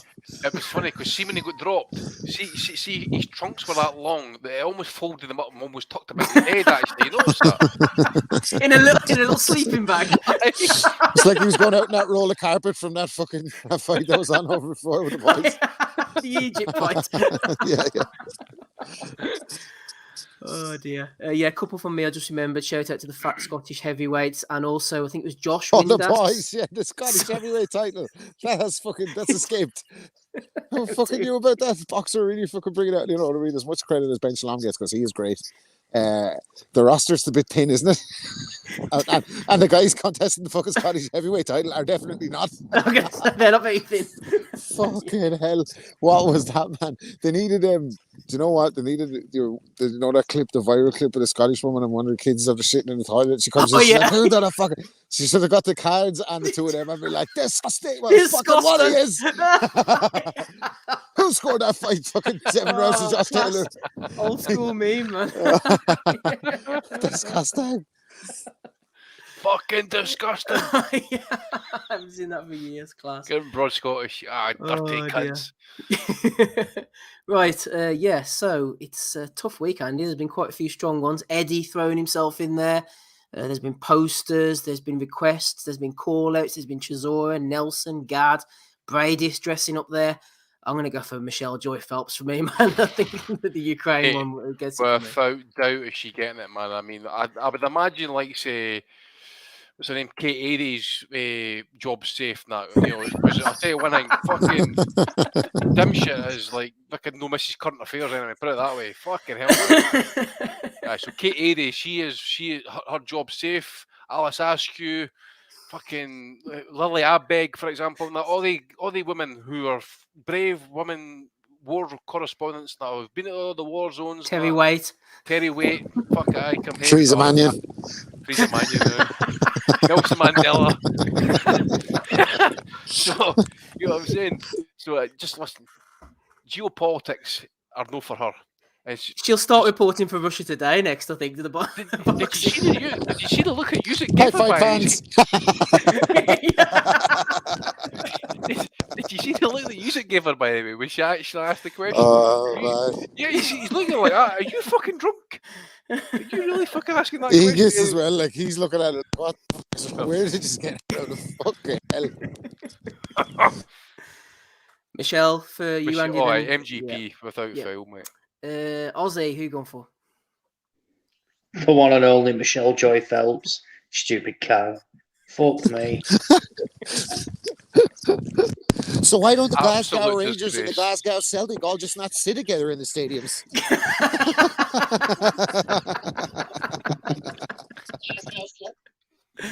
Oh, fuck. That's what I hate with the Yanks when they call Glasgow. It's like Moscow, Moscow. I'm like, what the fuck is that? Glasgow. What the fuck is that? Wasn't it Buffer, Andy, who famously introduced Jim Watt once as Jim Scott from Watland? I'll never forgive him for that.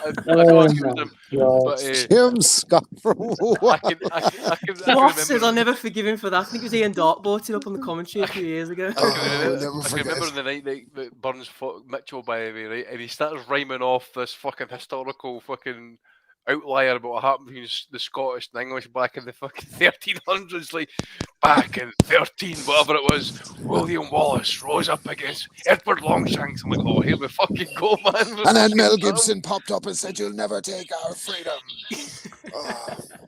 Mates. Clean sweep for Michelle, Rob. Who you got? Oh yeah, sorry, Phelps coming to a fucking news anchor near you. She should do daily updates really on this conflict if you really want to fucking find out, get to the nitty gritty. So yeah, no, I'm it's hard to vote against her. Isn't it? Like fucking hell, it's hard to find out. One is going to top that boxer size bin, gets off fucking like this week. Yeah, reporting. The Colbert report, not good. The outlook is grim. Once again, I think we should can't close the pod without drawing attention to that blatant robbery last night against Rigo. It's Rigo in Dubai. What is going on? You fucking agents are ruining it. Rigo's comeback is over. Need the nomination for last night as well, actually. Yeah, definitely. He and John Lewis for the 3 rounds. Anyway, no, let's not. That's it. Congratulations, Michelle. You're the Belly of the Week for episode 463. New crisis. Before we close out, in case you're wondering what the Belly of the Week is, quick check in on our old friend Audley. Belly of the Week. What was that? Wait, somebody said you narrowly just missed out on Belly of the Week, mate. Was close. You and Bean. What Bean? Tell me more. What does that mean? I'm clueless what you're talking about, buddy. What does that mean? Share some insights with me. Belly of the Week. Hello. I just got to let you know. That's CTE talking there, by the way. I want them to finish the song, to be honest with you. I can see it in right. Thing is, though, the other week, Audley was offering his services for £250 an hour. Surely they could have got him in for one of the fights last night for that price. Exactly, aye. You pay by the minute. You could have stepped into one of the two last night for fucking for a good at done that, actually. Audley Harrison fighting for this. He's from Watland, fighting for the Scottish heavyweight title. Oh, good stuff. Right, let's close out then. Thank you to all our super chatters tonight who thrown in us in a few pounds. Chris Burns threw in a super chat, outdone by Joe Burns who threw in 2. Teddy Boy 94 threw some in as well. Chase Athletics, our stateside correspondent Steve Anderson, Michael McElway, and the Dr. FMG. Shout out to Peter who joined us on patreon.com/Boxing Asylum. We've had a good time tonight. We've had a laugh as always. Hopefully you've enjoyed it. Matty will be back in the hot seat for episode 464 as I gradually try to scramble for the outro clip. I've got it here. Thank you to Rob Kelly, to Aussie for coming on as well, Andy Patterson and Matty Di Gialinardo. I've been Steve Wellings. We'll catch you all again, same time, same place next week. Bye. We'll never forget. I think that's good happening. Go to Adam move! We want to be honest, yeah? Crying like a little bitch. I've never met a fucking soul that can fight me. I fell asleep. I fell asleep. You're a fucking bum, you're a fucking asshole. Rumpo fucking Steltskin. But allegedly, Oscar Rivas has failed a test. 7 year ain't it? 7 year ain't it? I will fucking smash fucking you. I hope you fucking die. Be safe. I love Boxing Asylum. It's as simple as that.